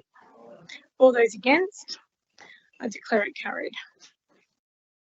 Next is NM 029-25. Congratulations to the Nepalese community, Councillor Wang. Yeah, thank you, Madam Mayor. So, can I have a second? Second. Yes, sorry. Thank Deputy you. Mayor Liu has seconded that. All right. Okay, thank you. So Nepal actually is a very small country. So yet the Nepalese immigration has a huge presence in George River LGA. In fact, 5.7% of population in George River were born in Nepal. I found it very fascinating and very so proud to live in such a truly multicultural community. So over the years, I have met quite some Nepalese friends. They are probably one of the most hardworking people in the world. Many of them actually take more than one job to make a living, to raise family, and indeed to make great contribution to our local economy. On 14th of April, just passed, the Nepalese community celebrated its 2082nd New Year. That shows the history. And the celebration went on for a few more days. I was fortunate to attend a party celebrated in a restaurant and enjoyed a very passionate New Year performance at the night market. So I think it's important for our council to acknowledge this lovely community and their culture in our LGA and thank them for their contribution. So I look forward to more close collaboration between the Nepalese community and the council. Thank you for your support. Thank you. Deputy Mayor Liu, do you wish to speak for this motion? Thank you. Thank you so much for Councillor Wan to move this motion. Yes, we all agree that Nepali or Nepalese community is a really a very important piece of fabric from to form the whole community. So that's why I've been invited to write a message during that the New Year to one of their community leaders, Lexman. I can read out my messages. A greeting message from Nancy Liu. Happy Nepalese New Year 2082. Wishing our vibrant Nepalese community in Georgia River LGA a joyful and prosperous New Year. This is a time for delighted celebrations with family gatherings, cultural events, and traditional revels to warmly welcome the new year. May this new begins to bring happiness, good health, and success to you and your families. We are proud to celebrate the cultural richness you bring to our community, and thank you for your ongoing contributions to our diverse and inclusive local area. Then I write that's Happy New Year in their languages. So that's from me. So that's why I wanted to echo Councillor Wang's messages to that particular community, which is a very important part of our fabric in the community. Thank you so much. Thank you, Madam Deputy Mayor. Mayor Liu. Anyone wishing to speak against the motion? If not, I'll put the motion. All those in favour say aye. All those against, declare it carried. Next is NM 03025, National Road Safety Week, 11th to 18th of May 2025. Councillor Marnie. Seconded by Councillor Allison. Thanks, Madam Mayor. According to federal government statistics, around 1,200 people are killed each year on Australian roads, with over 40,000 being seriously injured. The 12 months up to and including March 2025, 342 lives were lost on New South Wales roads, with 286 deaths in Queensland, 283 in Victoria, 187 in Western Australia, 91 in South Australia, and 36 in Tasmania. Injuries from road trauma is the biggest killer of children under 15 and is the second largest cause of death for 15 to 24-year-olds. There are many other lasting consequences arising from road accidents which can't be quantified, including pain, grief and suffering, permanent physical and psychological disability, and major financial and other impacts, e.g. the emotional scars on family, friends and colleagues. National Road Safety Week will play a valuable role in driver education for our residents. One important event will be held at Cars Park on 13th of May, when Council, in conjunction with Kids Safe New South Wales, Transurban and Transport for New South Wales, will be running free checks and installation of child restraints, harnesses and booster seats. I thank the Director and staff in advance for their involvement in this vital initiative. I sincerely hope that we will soon see a welcome reduction in these alarming statistics, both within the LGA and nationally. Thank you. Thank you, Councillor Marnie. Councillor Allison, do you wish to speak for this motion? Yes, please. Just off the cuff, I don't think anybody here not realise, but just what Peter's been through. So you know more about this topic than most others. So I'm glad you're still here. Thank you. Any councillors wishing to speak against the motion? If not, I'll put the motion. All those in favour say aye. All those against, declare it carried. Next is NM 031-25 Off Leash Dog Park. Councillor Gow. Thanks. I move that the council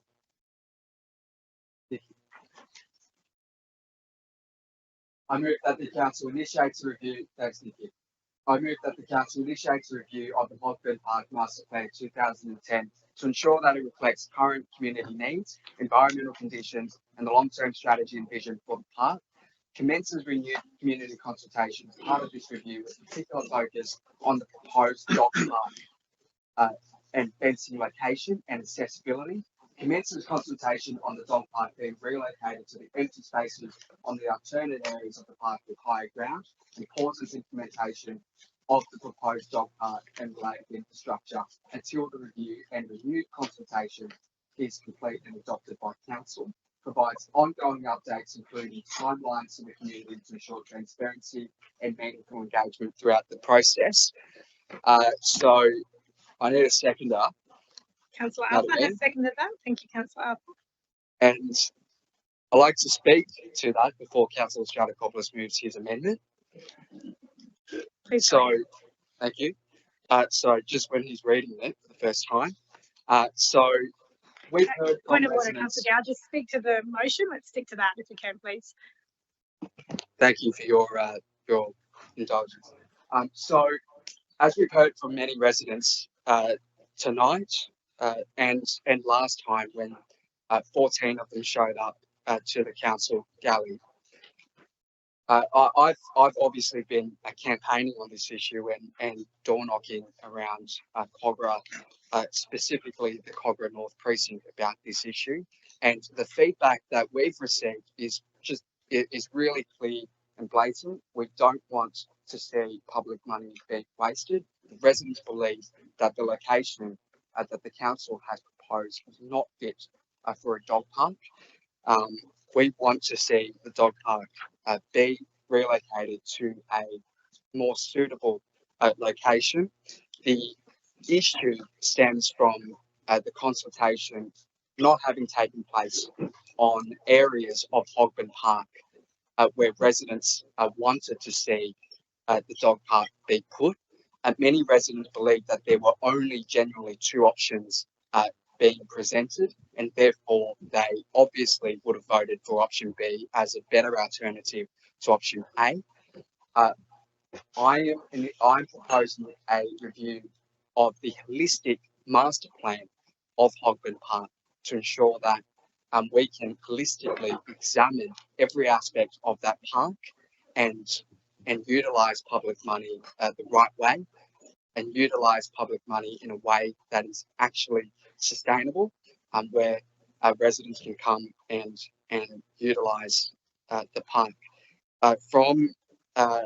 We've so far received 215 signatures from local residents with their email addresses and their home addresses. And this number is just going to continue to grow. I'm hoping that as a council we can get this right and look at this on a more holistic level. Thank you, Councillor Gow. Councillor Lansbury. I have some questions of the director, if that's okay. Okay, so this particular motion, which is a bit of a rewrite of what we dealt with last month, it's almost like you're having another crack in a different direction. If you were to pause it and have a review of the master plan, can I ask you, Director Latta, how long would, like, it might be a bit of a difficult question to answer, but a reviewing of the master plan obviously is not going to happen overnight. Through you, Madam Mayor, we've suggested that we'd actually bring a report back to council on the basis that we don't understand, well, we don't necessarily understand what resources would be required to actually complete the master plan. The master plan would sit with environmental planning in that directorate. Notionally, it's about a 12-month process to develop the master plan to the level that you've consulted the community appropriately and gone through the appropriate processes. So notionally it would be 12 months. The commencement of the master plan, though, I think would be dependent on the availability of resources to deliver. Yeah, okay. And the other questions that I have, that my understanding is there's state government grant funding that was to go towards the fence or the embellishments of the park. Does that have to be expended within this financial year or we lose it? We would, or through you, Madam Mayor, we would need to check that with the grant funding provider. Currently, they've chipped in $21,700 towards the total cost of the of option B, I guess, in the previous report. We've gone through the procurement process and we're at a point now where the request for quotations have closed. If we would put a pause on that, we'd be deferring the capital expenditure into a further year. I couldn't guarantee that that grant funding would come along with it. So we'd need to double check with the grant funding. And in addition to the grant funding, as you said, there was capital funding in budget from last year, right? Which should be expended within this financial year, or does that just get automatically reallocated, or can it be parked? Yeah, we'd need to have a look at how we treated that. At this stage, I would say we'd be looking at a deferral until the completion of the master plan. So there was 85,000 identified for, I guess, the embellishments and the infrastructure required for an enclosed dog park in that location. We would be looking to defer that until after the master plan was complete. Okay. And I think this is my last question. If we just proceeded with what was resolved at the last month's council meeting rather than pausing it, because I'm just sort of thinking people are really keen for a dog park, which could be, I think you said that you've got tenders out now, which so theoretically the works could be completed within, would it be reasonable to say, the next 6 months if it was just to go ahead as was resolved last month? Through you, Madam Mayor, the intent was to have that completed by the end of this financial year. So the timing of everything that we've done to date, including the closure of the RFQ, was to engage pretty early on, engage in the next week or so, and then get on with it. So we were planning to have it done by 30th of June this year. Okay, so it could be done. It could be done this financial year, but if we go through the process of trying to relocate it and going through community consultation to effectively try and identify the best real estate in the park, which is the top bit, which I know that's where you want it, it still might never happen.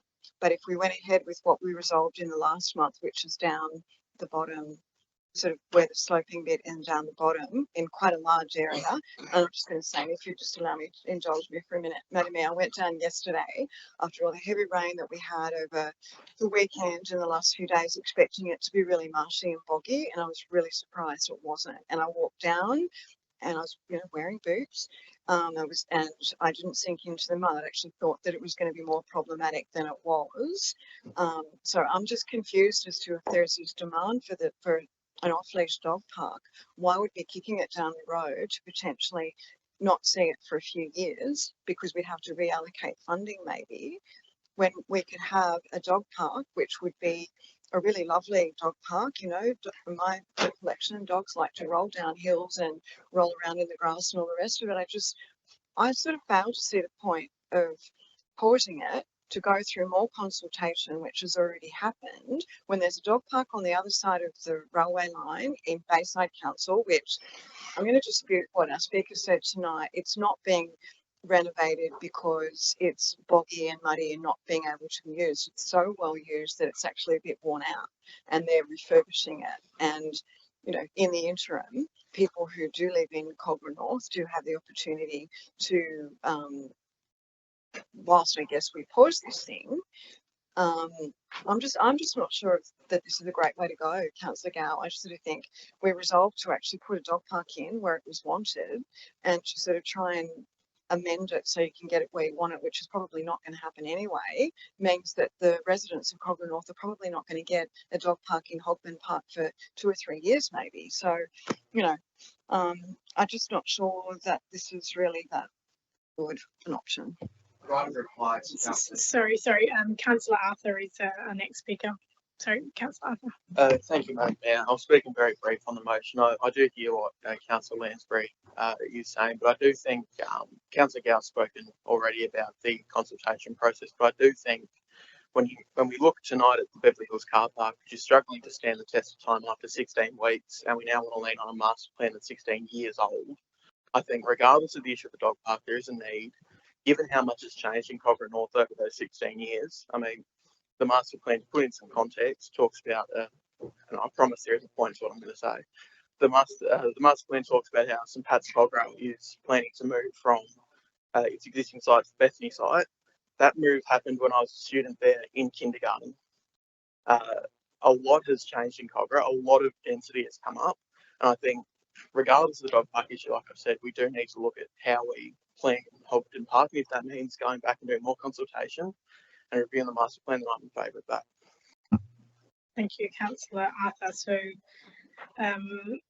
Councillor Gow, if there's any other councillor wish to speak against, In a right of reply to Councillor Lansbury, sorry, you Councillor made Gow. a statement. Councillor Gow, sorry, I'm chairing the meeting. I'm asking if there's anyone else who wishes to speak against the motion. Otherwise, I will come back to you for your right of reply. So if you could just allow me to chair the meeting. Councillors, is there anyone else who wishes to speak against the motion? Councillor Gow, I will now come to you for the final right of reply before we put the motion. Just a right of reply to Councillor Lansbury. Look, I know you stated that in your finishing comments that the dog park could be delayed for 2 to 3 years. I believe that is an entire issue of its own entirely. I don't believe it would be delayed by 2 to 3 years. I'm speaking on behalf of the residents of the Cogra North precinct who want a dog park that is sustainable, that is usable. As we know, many apartments have sprawled up in those areas throughout the years. The dogs that we're talking about are indoor apartment dogs. They're not the ones that roll around in the mud out on a hill. They are, we want a dog park that works for people and works for apartment owners. I'm only purely speaking on behalf of the 215 residents who have signed our petition and the many more who want a dog park that works for them, that wants council to re-examine this issue and get it right. Thank you, Councillor Gow. That was the right of reply. We will now put the motion. If you could put the motion, Councillor Ms McKinley, please. Madam Mayor, For the motion. Councillor Allison. For. Councillor Anzalotti. For. Councillor Arthur. For. Councillor Demoski. For. Councillor Gow. For. Councillor Jamieson. For. Councillor Lansbury. For. Councillor Liu. For. Councillor Marnie. For. Councillor Mort. For. Councillor Pun. For. Councillor Stratokopoulos. For. Councillor Wang. For. 14 votes for. Declare the motion carried unanimously. We move to questions with notice. First question with notice, QWN 010-25, management of invasive tree species. That is Deputy Mayor Liu. Do you have any further questions to the question with notice? No. Next is question with notice 011-25, waste collection information. Councillor Jamieson, do you have any further questions? Yes. Yeah, a couple of questions. I read the stats on and how it's gone down, but what were the stats prior to the new contract? Do you want to ask you all the questions at one time? I'll just ask them all and see if that's better. Take notes. Yeah. Maybe not a good idea. Anyway, we'll see. Are we enforcing the breaches? And is the executive team involved with discussions with the OL in terms of these breaches? Through you, Madam Mayor, councillors, we're moving to a fairly advanced sort of technology under the current waste contract with our trucks, which pretty much see everything and take real-time data of each lift. The old contract is nothing like that. The old operation is nothing like that, neither with the trucks nor the bins. So past data is, whilst there will be some there, it wouldn't be any level of reliability about that. We just don't have we wouldn't have the visibility that we do, that we're currently implementing. As to the breaches, look, every bit of feedback comes back through the hotline order staff. We are noting certain breaches that come from the community, ourselves and the contractors. We're working through those, and we it's probably the next phase of what we're doing is validating what breaches might, what we agree to. That's all in the first instance to look at process improvements before we move on to the next phase around how we look at the contract in relation to contract penalties. Any further information will be off the cuff and confidential in my view. And the last question is yes, this whole the feedback around the waste implementation is an issue that the executive are aware of. Part of that discussion is obviously community engagement, community information, and how we're managing alleged breaches under the contract. Thank you, Mr. Hill. That answer any questions, Councillor Johnson? Thank you. Next one is question. Sorry, can I just ask a question Sorry, with those statistics, where have they come from? Are they statistics that the contractor has given, or are they statistics that have come through the Log It and Fix? Which The statistics Oh, yes, for the amount of services that have been. Okay. Through you, Madam Mayor, Council, it'll be reverse interpreted from the most accurate data is what we get from the trucks and the lifts. So we know that it's being done properly. That's all fully automated. And then that minor percentage, I say minor because each miss is, or not necessarily minor for those who have incurred the miss. They'll get picked up from, I think, the 4 sources we looked at. And as we go and validate each route, so and each route, especially the ones where we just entirely miss a street, for example, we're constantly reevaluating how that looks. So the core statistics are the ones where we know that are automated, and then we're just looking at how many are coming through in terms of complaints. Thank you, Mr. Hill. Okay, next question we've noticed is QWN 01225, parking restrictions, Bassett Street and Pearl Street, Hurstville. Councillor Wayne, do you have any further questions? No, thank you. Thank you. Next question we've noticed 01325, bus zone, Forest Road, Hurstville. That is also Councillor Wayne. Yes, I have further questions. So, those bus companies, Yugo or whatever, they didn't respond to my email, didn't respond to community email request, and how does it work? How do we work together? What's the the roles and responsibilities? Through you, Madam Mayor, we've made contact with Yugo Mobility. We've also requested a dedicated relationship manager for council. So we're working with them at the moment to try and streamline that communication. So it will also be raised at the May traffic committee as well. This issue will be raised at the traffic committee. Okay, so they come to this traffic committee meeting, right? Today? Okay, that's easier because I have several requests, long-lasting communication. They just didn't respond. Okay, thank you. That's it. No further questions. Councillors, there being no other business on the agenda, I declare the meeting closed at 10:44 p.m. Thank you, councillors, for your attendance. Thank you for